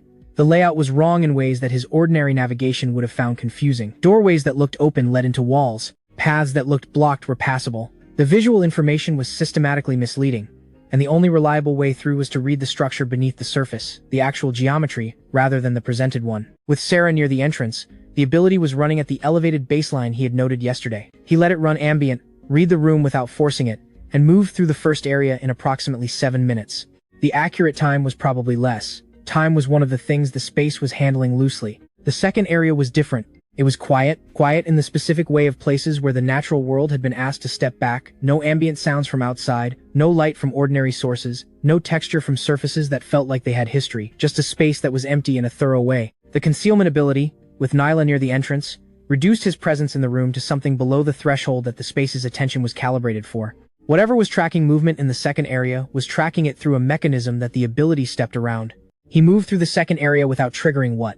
He was moving through it without triggering. He didn't know what the consequences of triggering it would have been. He made a note to ask Zeth. The third area was harder. It was a space that was alive not with animals or plants, but with a kind of responsive intelligence that wasn't quite either. It noticed him immediately. It responded to his presence by reconfiguring around him, and the reconfiguration was not random, it was purposeful, designed to present him with something to navigate that changed based on what he did. The natural language ability, with Mira near the entrance, allowed him to read the responses as communication rather than obstacle. The space was not hostile, it was testing. It was asking him questions in the language of configuration and reconfiguration, and the answers it wanted were not strategic. They were something more like acknowledgement, recognition, being read accurately and reading back accurately in return. He spent 20 minutes in the third area. When he came out, there was a scrape on his forearm from a section where the configuration had changed faster than he'd anticipated, and he'd clipped the edge of something. He saw the three of them move before he registered that he had come out, all three of them. And with it for approximately 3 seconds, overlapping and simultaneous, a quality in the air around them that was not the quality of reincarnation guides, or administrative personnel, or people in their mid-20s who had been learning to cook for 5 weeks. It was something older. Something that had weight to it not because of mass, but because of duration. Something that the divine eye registered not as information, but as recognition, the specific quality of encountering something it had seen the outline of before without seeing the full form. 3 seconds. Then it was gone, and they were 3 people standing in front of a stone structure asking if he was all right. It's a scrape, Ren said. He looked at the forearm. Minor. Mira reached for it. Stopped. Remembered the rule. Withdrew her hand. Nyla had a cloth from somewhere and handed it to him without making contact. Sarah looked at the scrape, at him, at the entrance to the structure. Her expression had the quality of someone running several calculations simultaneously and not showing the results. Are you sure? She said. Yes. He took the cloth, pressed it to the scrape. The third area was the interesting one. Zeth was standing at the corner of the structure. He had not moved toward Ren when the others did. He had stood and watched. 3 areas, sequential, all 3 abilities deployed under conditions, Zeth said. How did it feel? Ren thought about it. Coherent, he said. Each one ran when the space required it. I wasn't switching between them, they were selecting based on context. Yes, Zeth said. That's integration. He said it the way someone says something they had been uncertain would happen, and now, no, has happened. Earlier than I expected. You're going to keep saying that, Ren said. I'm going to keep meaning it. Zeth looked at the structure. You can go back to town. I'll close this. Ren nodded. He looked at the 3 of them. Mira, who was looking at his forearm with the focused concern of something trying to determine whether its assistance would be welcome. Nyla, who was looking at the middle distance with the deliberate precision of someone who had just done something they were going to think about for a while. Sarah, who was looking at him with the expression he didn't have a clean name for yet, the one that appeared sometimes when she thought he wasn't watching. Thank you, he said, for being here. None of them said you're welcome. Mira started to and didn't finish. Nyla nodded once, very slightly. Sarah said, yes, which in context meant something. They walked back toward town. Behind them, at the structure, Zeth watched them go. On the walk back, Ren fell into step with the pace of whoever was nearest and thought about 3 seconds. 3 seconds of something that wasn't what they said they were. Something older and larger and with the weight of duration in it. Something the divine eye had registered as recognition. He had collected a lot of pieces in 5 weeks. He had the mark that predated the modification and possibly the world. He had the smell that the natural world recognized as coming from somewhere outside the usual boundaries. He had the interference in the abilities that correlated with damage to his record. He had 40 years edited out of a lifespan. He had a symbol on a signet ring that lived in the same family of notation as the mark on his wrist. And now, He had 3 seconds of what 3 reincarnation guides actually were when they stopped maintaining the version they had decided to present. He did not say anything about any of this. Not because he was withholding, because he was still working out what the pieces added up to, and he had found, in 5 weeks of living with people who were very good at presenting partial information, that the person who speaks first defines the frame of what can be said next. He would define the frame when he was ready. Mira appeared at his left elbow, walking at his pace. "The scrape is fine," she said. "I can tell from here. The skin is already starting." "Good to know," he said. "The structure felt strange," she said. "What was in the third area?" "Something that communicated through configuration. Asked questions by changing shape." "What did it ask?" He thought about it. "Whether I understood what I was carrying." Mira walked quietly for a moment. "What did you tell it?" "That I was still working on it." She nodded, as though this was a reasonable answer to a reasonable question about a conversation with a responsive spatial intelligence. "That was probably the right answer," she said. Ahead of them, Sarah and Nyla were walking in their usual formation, adjacent, but not together. The gap between them exactly the distance that communicated their relationship without defining it. Ren watched them. 5 weeks of data, 8 items in the notebook, and 3 seconds of evidence that he had been right from the beginning. Reincarnation guides were not what they had introduced themselves as, and whatever they actually were was something that had cared enough about a scrape on his forearm to move before they had consciously decided to move. He added it to the list. The walk back to Elva took 20 minutes. He spent most of it thinking about what he was going to say at breakfast tomorrow. He thought about it again that evening, in his room with the notebook, and added one final line to the current section. Tomorrow. The notebook said, tomorrow. Ren had written it at the end of the previous entry, underlined it once, and gone to sleep. In the morning, he was up before anyone else, which had become his pattern. He made tea. He sat at the kitchen table. He looked at the notebook and reviewed the list in its current form. 8 items, 1 underlined question about marks and timing, 1 word at the end. He put the notebook away. He waited for the others to come down. Mira came first, which was usual. Then Nyla, who went to the kettle with the focused efficiency of someone completing a task. Then Sarah, who registered the quality of the room in the approximately 2 seconds it always took her, and sat down with the composure that she maintained and that Ren had been watching differently for the past several days. They ate breakfast. He waited until they were approximately halfway through. Then he set down his cup. "You're not reincarnation guides," he said. The kitchen was very quiet. "You're not administrative personnel. You're not part of the processing system in the way you've described. The abilities you transferred aren't the kind of thing that gets distributed through administrative channels." He looked at all 3 of them. "The aura I saw yesterday for 3 seconds, when I came out of the structure, wasn't the aura of anything administrative. It was something older, something with duration in it. The kind of duration that accumulates over centuries, not careers." He paused, let the silence sit. "I've been building this list for 5 weeks, he said. "I have 8 items. I could keep adding to it and arrive at the same conclusion at week 10 or week 15. Or I could ask now." He looked at Sarah. "Are you a deity?" he said. The kitchen was very, very quiet. Sarah held his gaze. She held it for a long moment. In the way she held things she was deciding about, the composed professional expression that she had been using since the processing corridor did something that it had not done since the triple claim warning appeared on their first meeting. It shifted, not into panic or uncertainty, but into something more genuine than the professional version. Something that had been underneath it. "Yes," she said. Nyla was looking at the table. Mira said, "Oh," in the tone of someone who had thought this would be harder to get to, and was mildly surprised it had arrived. Ren looked at Nyla. She looked up. "Yes," she said. He looked at Mira. "Yes," Mira said. Then, after a beat, "I thought you'd been suspicious for longer." The sparrow thing seemed quite obvious. "Mira," Nyla said, "he knows now. He's known for some time and chose now." "Yes, that's what I said." "Tell me," Ren said. It took approximately 40 minutes. Sarah managed most of it, which was appropriate. She was the one who had constructed the administrative framing, and she was the one who understood its architecture well enough to dismantle it clearly. The divine halls, the system that processed souls between lives. 3 deities, who had each, simultaneously, responded to his soul's arrival with the same recognition, each for a different reason, each from a different domain. Light, darkness, nature, the simultaneous claim, the system's inability to resolve it, the decision to transfer a fragment of each deity's ability, rather than assign the soul to one. The requirement that all 3 travel with him in diminished form, not guides, not administrators, but deities operating at a fraction of their usual capacity, because the fragment they had given was here, in this world, in him. The proximity effect, the ambient baseline, the 10-second contact amplification, all of it. Ren listened. He had expected most of it. The shape was right, the details filled in the space that the shape had left. "The competition," he said. When Sarah finished, she looked at him. "The distance, the room measurements, the rule about contact." He held her gaze. "That was about the proximity effect." "Yes," she said. Each of our fragments is more stable when we are closer. More effective in you.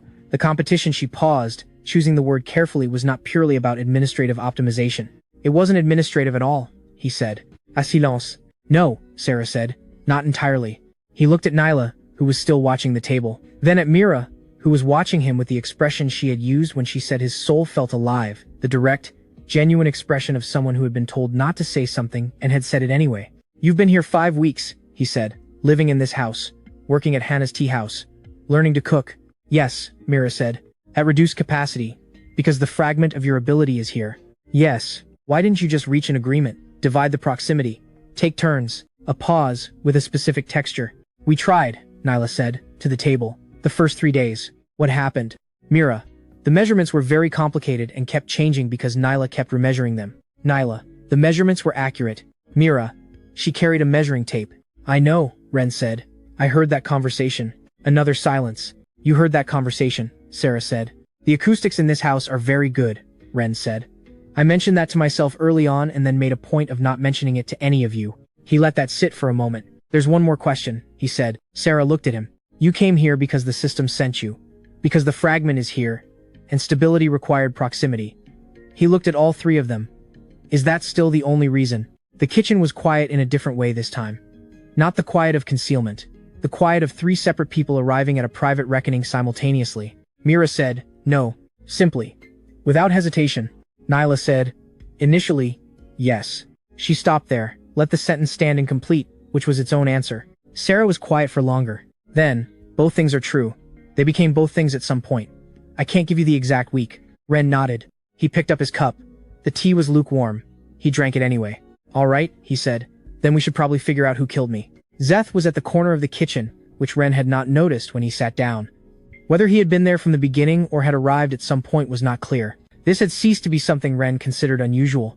Zeth said, since the truth is apparently the subject of today's breakfast. He stood. He had the posture of someone about to say something they had been waiting to say. I came here, he said, for the administrative claim. That was true. The soul that was processed by all 3 of them, before I received my assignment notice was, by rights, mine to handle. He looked at Ren. But I didn't come only for that, he said. I came because the record modification is the most significant violation of the administrative system in over 1,000 years. Someone changed when you were supposed to die. Changed it in the ledger. Changed it without leaving the standard traces. He paused. This didn't happen by accident. This didn't happen through error. Whatever entity did this understood the system well enough to alter it from outside and leave almost nothing. Almost, Ren said. Almost. Zeth reached into his coat, a gesture that implied pockets and something that didn't obviously have them, and set a piece of paper on the table. It was small, a single sheet, written in a notation Ren didn't recognize, with a section near the bottom that had been cleanly overwritten. The overwriting was thorough, but at the edge of the overwritten section, barely visible, was a mark. Small, angular, precise. The same family as the symbol on his wrist. The same family as the angular seal on Aldrich's signet ring, not identical to either. But recognizably in the same system of notation. The signature was removed, Zeth said. But whoever removed it didn't realize that the notation system they used to sign it leaves residue even when the signature itself is gone. I found this in the archive copy. The original file has nothing. Ren looked at the mark on the paper. Sarah looked at it. Her expression shifted by a fraction recognition. Partial. The look of someone encountering something familiar in an unexpected context. Mira said, quietly, I've seen that. In the oldest places. The parts of the natural world that predate the current age. Nyla had not looked up from the table. Nyla, Ren said. She looked up. He waited. I know what system that notation belongs to, she said, slowly. Like someone choosing each word with the care of someone who knows what the next word is going to cost. It's not from the divine halls. It's not from any of the 3 domains. She looked at the mark on the paper. It's from something that was here before the domains existed. The kitchen was very still. Before the domains, Zeth said. Not a question. An echo of the information, repeated in order to verify that it had been received correctly. Before the domains, Nyla said. Before the system. Before the current structure of everything. We understand to be the structure of everything. She looked at Ren. If I'm right, she said, then whoever killed you whatever wanted your soul in the processing system 40 years early, it's not a deity. It's not an administrator. It's not anything from the current order. What is it? Ren said. Nyla looked at the mark on the paper for a long moment. Something that remembers what existed before the current order was built, she said, and apparently has opinions about souls it marked long before they were supposed to arrive. The silence that followed was a specific kind of silence. The kind that exists when a room full of people has received information that significantly expands the scope of a problem and is collectively adjusting to the new scope. Ren looked at his left wrist. Bare. Nothing there. But there. Always there. That's on my list, he said. He opened the notebook, turned to the current page, added a 9th item, then a 10th. Then he looked at the table at Sarah and Nyla and Mira, at Zeth standing at the corner with the piece of paper, at the mark that was a residue from a signature that was a trace from something older than the framework within which all of them existed. We have 6 months before the council review, he said. That seems like a reasonable amount of time to figure out what we're actually dealing with. Nobody disagreed with this. Mira said, I can ask the older parts of the natural world, the parts that remember things from before. Nyla said, I have access to the restricted archive section in the halls. I've been putting off requesting the relevant files. Sarah said, I can investigate the notation system. There are records in the Hall of Light that predate most of what we currently classify as historical. Zeth said, I'll look into the administrative angles. Someone used the system to make a change. Even things that leave no traces, leave something. Ren wrote all of this down. Good, he said. Let's start there. He closed the notebook. He looked at the 4 of them, 3 deities who had come to his world carrying fragments of themselves and had stayed because of something that had become more complicated than the original reason, and 1 entity who was older than the current administrative framework of existence and had come for a claim and stayed because the situation was interesting. He thought about a hand on a railing, about something that had marked his soul before he was supposed to die, and had then ensured he died early, and had done both things with the fluency of an entity that understood the structure of reality well enough to operate outside the parts anyone else could see, something that remembered before. He added 1 more line to the notebook. It predates us. The question is what it wanted. He put the pen down. The morning continued. In the kitchen, briefly and completely, without any of them deciding to, the 5 of them ate the rest of breakfast together. Note from the previous episode. In episode 10, Zeth had already revealed the piece of paper with the residue notation, and Nyla had identified the symbol as belonging to something that predated the current structure of existence. This episode picks up 2 days after that conversation. 2 days after the breakfast where everything changed, Zeth arrived at the house carrying a document. Not the same piece of paper from before, something more formal, heavier stock, a seal in wax at the bottom that Ren had not seen before, and text in a notation system that he recognized from the administrative processing space in the Divine Halls.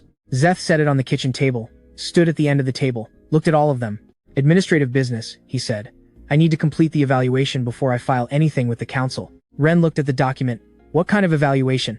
The kind that determines whether this arrangement is sanctioned or unsanctioned. He looked at the 3 deities, then at Ren. There is a standard by which this is assessed. Under normal parameters, the assessment is straightforward. A soul cannot carry 3 ability fragments indefinitely without a sanctioned resolution, and the sanctioned resolution is assignment to the original claimant. A pause. Which is you, Ren said. Under normal parameters. Yes. What are the abnormal parameters? Zeth looked at the document, Article 7, Clause 3 of the Administrative Code. He recited it from memory, which suggested he had been looking at it for some time. An arrangement that falls outside standard parameters may be sanctioned if all parties with active claims affirm continued consent following full disclosure. This clause has never been applied. Because full disclosure has never happened before, Sarah said. Because the situation it describes has never happened before. He looked at her. Full disclosure has now occurred, as of 2 days ago. The clause therefore applies, if the affirmations are given. The room was quiet. If they're not given, Ren said, then the standard parameters apply, and I file accordingly. He said it without inflection. As a fact, the council reviews within 60 days. The outcome of that review, given the record modification and the irregular circumstances, is not something I can predict with confidence. Ren looked at the document, at the seal, at the text he couldn't quite read. Ask them, he said. Zeth looked at Mira. She had been sitting with her hands folded on the table, which for Mira meant she had been sitting still for longer than usual and had been working at it. She looked at Zeth, then at Ren, then back at Zeth. Continue, she said, without hesitation, without qualification. Zeth looked at Nyla. Nyla was looking at the table. She had been looking at the table for most of the past 2 days, in the way she looked at things when she was processing something too large to hold comfortably. She looked up when Zeth said her name. She looked at Ren for a moment. Then, with the absence of the hesitation and the stammering and the ear-pinking that characterized most of her speech when she was in proximity to him, continue. Plain, unqualified. Zeth looked at Sarah. Sarah was looking at Ren. She had been looking at him since before Zeth said her name. The expression on her face was the one that appeared when she thought he wasn't watching, the one he had never found a clean name for, but had been cataloging for 5 weeks. She held his gaze for a moment. Continue, she said. Zeth picked up a pen from somewhere, signed the document, applied a second seal beneath the first, folded it once. Article 7, Clause 3, he said, applied for the first time in the history of the administrative code. He put the document away, looked at all of them. This is now sanctioned. He moved toward the door. You haven't eaten, Ren said. Zeth stopped. He turned around, looked at the table, at the chair that Ren had, at some point in the past 2 days, begun leaving cleared and set at the corner as a default. He sat down. What's available? He said. They ate. It was a mid-morning meal rather than a proper one, whatever was in the kitchen that could be assembled quickly, which was enough. Zeth ate with more interest than he usually showed, which Ren had begun to think was not actually different from his baseline but was the baseline, and the apparent disinterest was the performance. After a while, over the last of the food, Ren said, the notation on the residue signature. The table went slightly quiet. Nyla said it predates the current structure, Ren continued. The domains, the administrative system, the framework that all of you operate within. He looked at her. You said, you know what system it belongs to. Nyla set down her cup. Yes, she said. Tell me. She looked at the table, then at Ren. Then she did something she had not done in 5 weeks. She looked at him directly, without the monitoring, without the maintenance of the careful distance she kept between what she knew and what she showed. The notation belongs to a pre-structural language, she said. Before the current order was established, there was a period not well documented, because documentation requires a framework, and the framework didn't exist yet when certain entities existed, that predate everything we currently recognize as existing. You know this from the restricted archive, Ren said. From the part of the restricted archive that most archivists don't have access to. The section that requires clearance based on domain depth rather than administrative rank. She paused. I have it because darkness is one of the oldest domains. We archive things that other domains don't keep. What do you archive? Evidence of the pre-structural period. Records that other systems have destroyed or lost or never had. Things that are too old to fit into the current administrative structure. Her hands were flat on the table.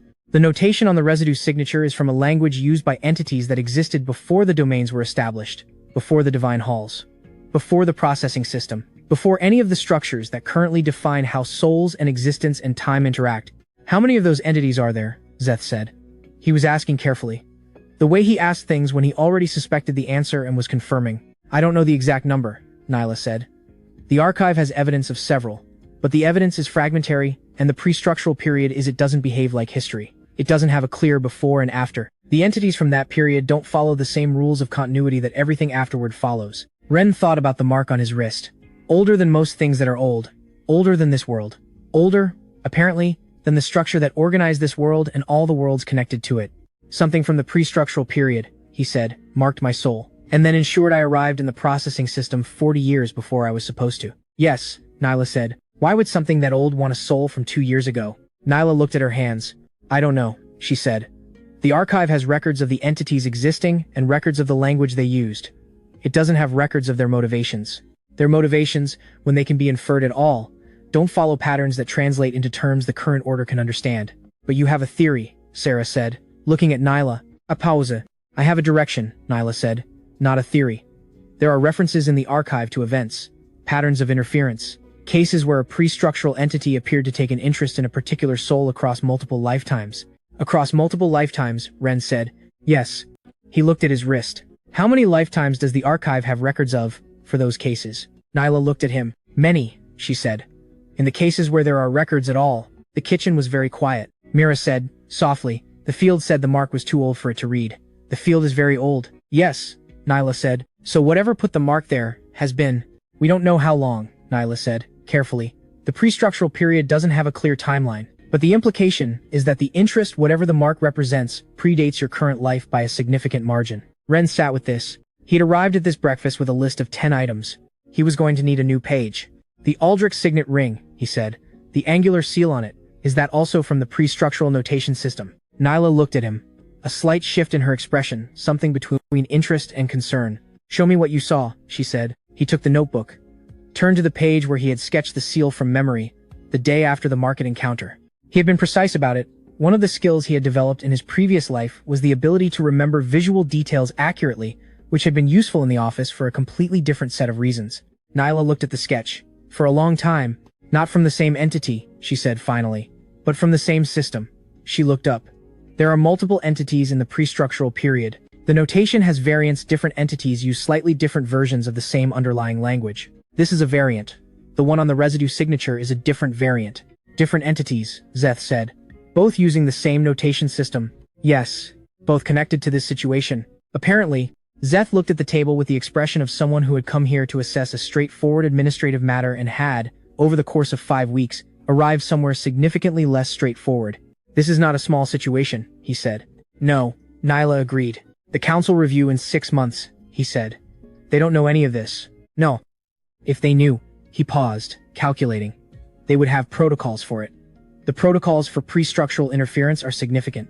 They would involve significantly more than a standard review. Yes, Nyla said. Ren looked at Zeth. Would that be better or worse for us? Zeth looked at him. I don't know, he said, with the flatness of genuine uncertainty. The protocols exist because pre-structural interference is taken seriously. Whether seriously means helpfully or in a way that prioritizes administrative stability over the individuals involved, I don't know. He looked at the 3 deities. Back at Ren. 6 months, he said, to understand what we're dealing with before anyone else does. Nyla stayed at the table after the others had moved on to the afternoon's tasks. Ren was washing up when she spoke. Can I see the mark? She said. He turned off the water, held out his left wrist. Nothing visible, as always. Nyla looked at his wrist. She held her hand above it, not quite touching, the way Zeth had done. She was quieter about it than Zeth, her expression internal rather than searching.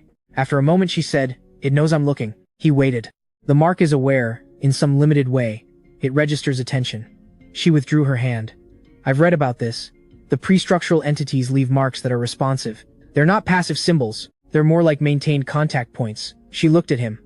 Whatever place this mark has been in contact with your soul for some time. The mark is how it keeps that contact. Across lifetimes, he said. Possibly. The archive suggests so for the other cases. What does it want with the contact? Nyla was quiet for a moment. In the archive cases, the pattern that recurs is observation. The entities from the pre-structural period don't operate the way entities from the current order do. They don't have goals in the ordinary sense. But they have attention. They notice things. And when they notice something, they follow it. For how long? In the cases with records indefinitely, she said, or until the thing they're following answers whatever question made them notice it in the first place. Ren looked at his wrist. What question? He said. Nyla looked at him. Her expression was the clearest it had been in 5 weeks. Not the composure, not the monitoring, just Nyla looking at him with what she actually thought. I don't know, she said, but I think the answer to that question is the answer to all of it. She picked up her book from the table. I'm going to request the archive files, she said.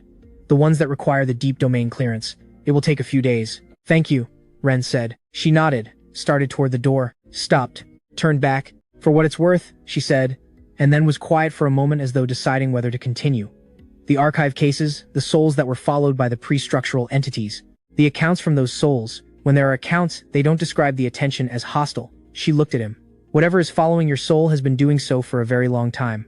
It doesn't feel from the outside, from what I can read of the mark, like something that wants to harm you. What does it feel like? Ren said. Nyla held his gaze for a moment. Like someone waiting, she said, for you to notice them back. She left. Ren stood at the kitchen sink for a while after she went.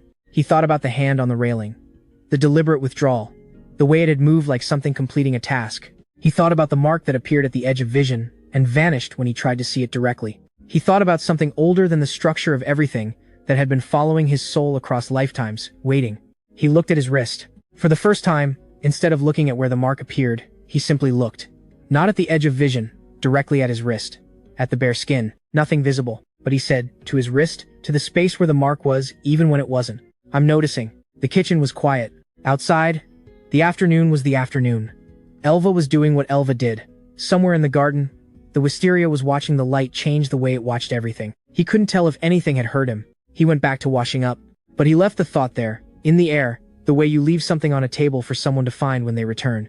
I'm noticing. A week after Article 7, Clause 3 was applied for the first time in the history of the administrative code. Life in the house on the eastern road of Elva continued in a way that was recognizably the same and fundamentally different simultaneously. The difference was not dramatic.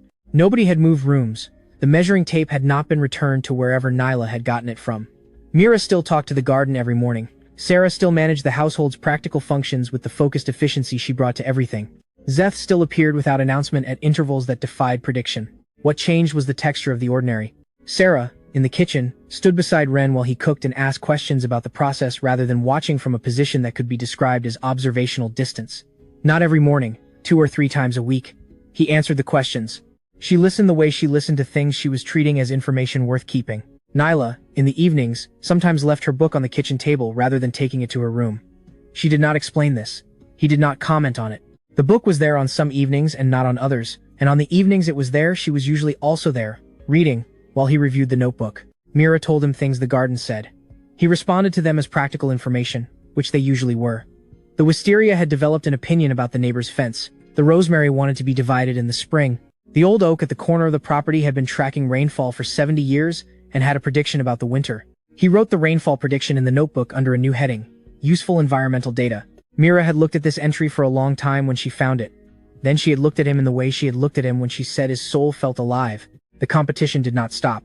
It became different, less concealed, which made it more visible, which made it occasionally absurd in ways that the concealed version had not been. Sarah and Nyla both appeared in the kitchen, on the same morning, twice in the same week, under different pretexts, and arrived at the same conclusion at the same moment and retreated with the coordinated awkwardness of people who had been training for a completely different scenario. Mira watched this happen the second time and said, "You could both just be here." "We are both here," Sarah said.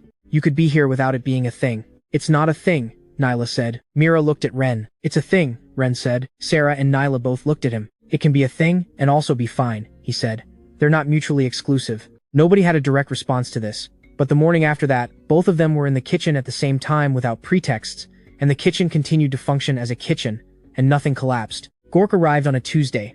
He appeared at the front door with the particular quality of someone who had been thinking about doing something for 2 weeks and had finally done it, which manifested as slightly more momentum than the situation required. He was not in armor. He had a bottle of something he was carrying in the way people carry gifts, when they are uncertain whether a gift is the appropriate choice. Ren answered the door. "Gork," he said. "Right."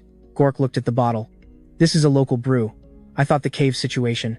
I wanted to. You didn't have to say anything. At the guild. You didn't have to bother."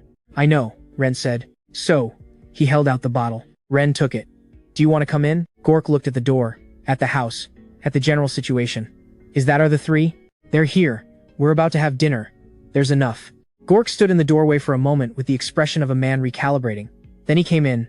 The dinner table that evening had 6 people at it. Ren had made enough for 6 without knowing there would be 6, because he had been making enough for 5 and had started making more at some point without deciding to, which he noted as a data point about how his cooking habits were developing. Zeth was there. He had arrived approximately 20 minutes before Gork, which meant he had either anticipated or arranged for the timing, neither of which would have surprised Ren. Gork sat at the table and looked at the assembled company, 3 women of varying degrees of striking appearance, an entity with the quality of something older than most things, and Ren with the expression of a man who had walked through the door of a situation he did not have a category for. He ate. After a while, he said to Ren, "You cook this yourself?" "Yes." "From what's in the kitchen?" "Mostly what the garden provides." Gork looked at Mira, who was currently in a side conversation with someone or something he couldn't see. "The garden," he said. "The rosemary especially," Ren said. "It has opinions about seasoning." Gork looked at the rosemary in the small pot on the windowsill. He ate more. "This is very good," he said. "I know," Mira said, without looking up from her side conversation. "You know, it's always good. We live here." Gork looked at Ren. "What's your actual situation, if you don't mind?" "Administrative," Ren said. "Administrative. More or less." Gork looked at the table. At Zeth, who was eating with the focused attention of someone who had decided to have dinner with intention. At Sarah, who was eating with the composed precision she brought to everything. At Nyla, who was eating and reading a document simultaneously in a way that suggested long practice. "Right," Gork said. "Administrative." He ate the rest of his bowl. Accepted a second portion when offered. Sat for a while after the food was gone in the way people sit when they are not ready to leave but do not have a reason to stay. "The cave situation," he said eventually, to Ren. "The bird information. You do that regularly." "More or less. If we had an arrangement. For that kind of intelligence," he paused. "I'd pay a reasonable rate for it." Ren looked at him. "What counts as reasonable?" The negotiation took approximately 8 minutes. Zeth listened to it with the expression of someone experiencing something they had not encountered before. Sarah listened with the expression of someone evaluating a contract. Mira was still in her side conversation. When the terms were agreed, Gork stood, nodded to the room in general, and left with the directness of someone who had done what they came to do. At the door he stopped, turned back once. "Strange house," he said. "Good food." He left. The messenger arrived 2 days later, not at a dramatic hour. Mid-afternoon, while Ren was reviewing the notebook, and Sarah was in the kitchen attempting something she had described as a practice exercise. The knock at the door was 3 times, evenly spaced, which had the quality of a knock that had been taught rather than developed naturally. Ren answered it.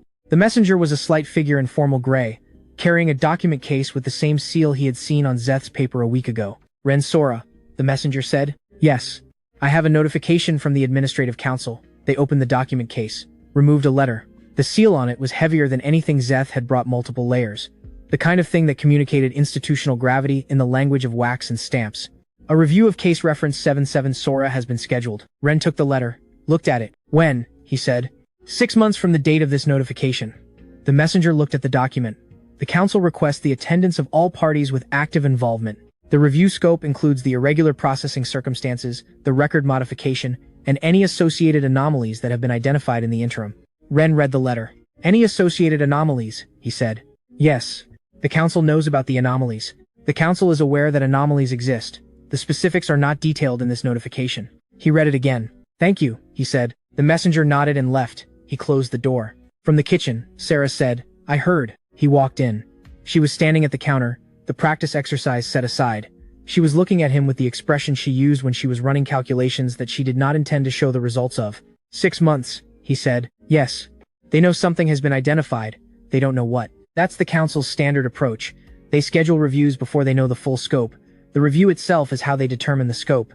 She paused. It means we have 6 months to understand this better than they do before they start asking questions. Or to have the questions answered and be able to say so. Yes. He looked at the letter. At the heavy seal. Is the review favorable or unfavorable? He said. For us. As a baseline. Sarah was quiet for a moment. Neither. The council doesn't have a predetermined position on cases they haven't reviewed. But she paused, choosing they do have a predetermined position on administrative stability. Whatever they conclude, it will be framed in those terms. If we can demonstrate that this arrangement is stable and the anomaly is understood, the frame works in our favor. If we can't, they'll resolve it the way that seems most stable, Ren said. Yes. Which meant, as Zeth had said at the breakfast table a week ago, returning his soul to the ordinary queue and starting over. He put the letter on the table. Nyla has the archive request in, he said. Mira is talking to the oldest parts of the natural world. Zeth is working the administrative angle. You're looking into the pre-structural notation in the Hall of Light records. Yes, Sarah said. 6 months is enough time. She looked at him. Probably. That's a useful baseline, he said. He picked up the letter, took it to his room, set it on the desk beside the notebook. Then he came back to the kitchen and finished what Sarah had been working on. That evening, 5 of them were at the table. Zeth arrived at his usual non-time and sat in his corner chair with the settled quality of something that had established a pattern and was maintaining it without having made a decision to. Mira told the table that the oldest olive tree she had found in the region, approximately 300 years old, at the edge of a farm 2 miles north, had confirmed that it had seen the notation symbol before, on a stone, long ago. It had not known what it meant, but it had known it was important because the ground around it had felt different for years afterward. Nyla received this information with the focus of someone adding it to a file. Sarah reported that she had found a reference in the Hall of Light records to a pre-structural notation system that matched the description, dated to before the first domain was established. The reference was incomplete. The original document it cited appeared to have been removed, but the reference confirmed the system existed and had been used in contact with the processing system before. Before the domains, Zeth said. The reference predates the establishment of the domain framework, Sarah said. Yes. Then something from the pre-structural period has interacted with the processing system before, Zeth said. Not just once. Not just with this soul. Apparently, he looked at Ren. Whatever has marked you has used the processing system before for purposes we don't understand. The archive may have more, Nyla said. I'm still waiting for the clearance to come through. Ren ate his dinner. He thought about Nyla's words from the previous week. Not hostile. Something waiting for you to notice them back. He had said, I'm noticing, in the empty kitchen, to his wrist. He had felt, afterward, not a response exactly. More like the absence of absence. Like something that had been very still had shifted very slightly. He had not told anyone this. He told them now. The table was quiet while he described it. The empty kitchen, the words said to his wrist. The shift afterward, the almost response that was less than a response but more than nothing. Nyla was looking at him very steadily.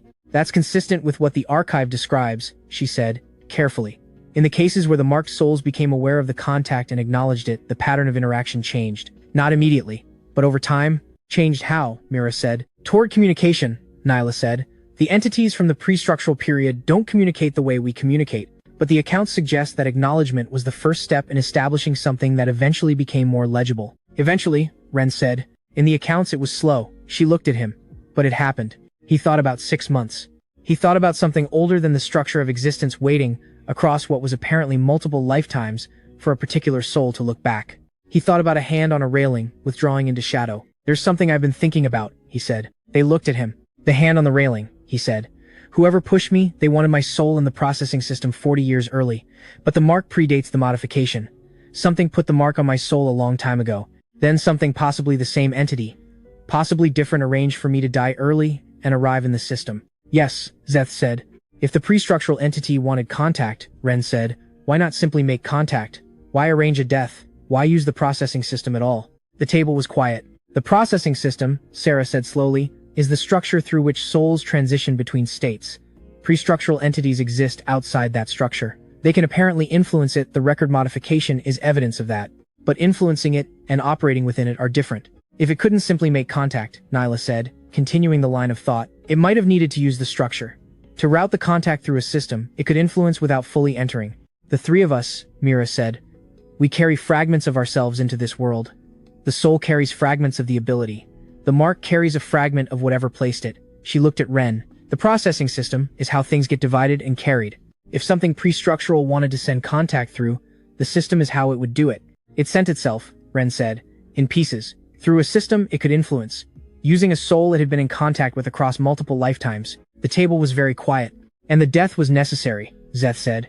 Because the mark is a contact point, and the soul with the contact point needed to be in the processing system where the pre-structural entity could influence things early enough for whatever it's trying to do to work. What is it trying to do? Sarah said. Nobody had an answer for that. Ren looked at his wrist. Ask it, Mira said. He looked at her. You said I'm noticing, she said.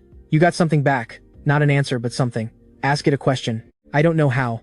You said words to your wrist in an empty kitchen. That seemed to work as an opening. He looked at his wrist. The table was very quiet. He said, aloud, to the bare skin of his left wrist, what do you want? The kitchen was still. Nothing visible. Nothing audible. The evening continuing outside, the wisteria doing what the wisteria did, Elva settling into its ordinary night. Then, at the edge of his vision, not on his wrist this time, the mark appeared. Briefly. Clearly. More clearly than he had ever seen it. And it was not the angular, precise symbol he had glimpsed in peripheral vision before. It was a word. In a notation system he could not read. But it was a word. He was certain of that. The shape of it was too specific. Too deliberately structured. To be anything else. It was there for 3 seconds. Then it was gone. The kitchen continued to be the kitchen. Ren looked at the table, at 4 people and 1 entity looking back at him with 4 different versions of the same expression. It answered, he said. What did it say? Sarah said. I don't know. It's in the notation I can't read. He picked up the notebook, found a clean page, drew what he had seen as precisely as he could from the 3 seconds of visibility. He was careful. He had always been careful about visual details. He turned the notebook toward the table. Nyla looked at it. Her expression did something it had not done in 11 episodes. It went completely still, not in the monitoring way, not in the composure way. In the way of something encountering a word in a language it knows and understanding immediately what the word is. She looked up at Ren. Well? She said. That answers some of the questions. What does it say? He said. She looked at the word in the notebook. It says she started. And outside, from the direction of the front door, came 3 knocks, evenly spaced.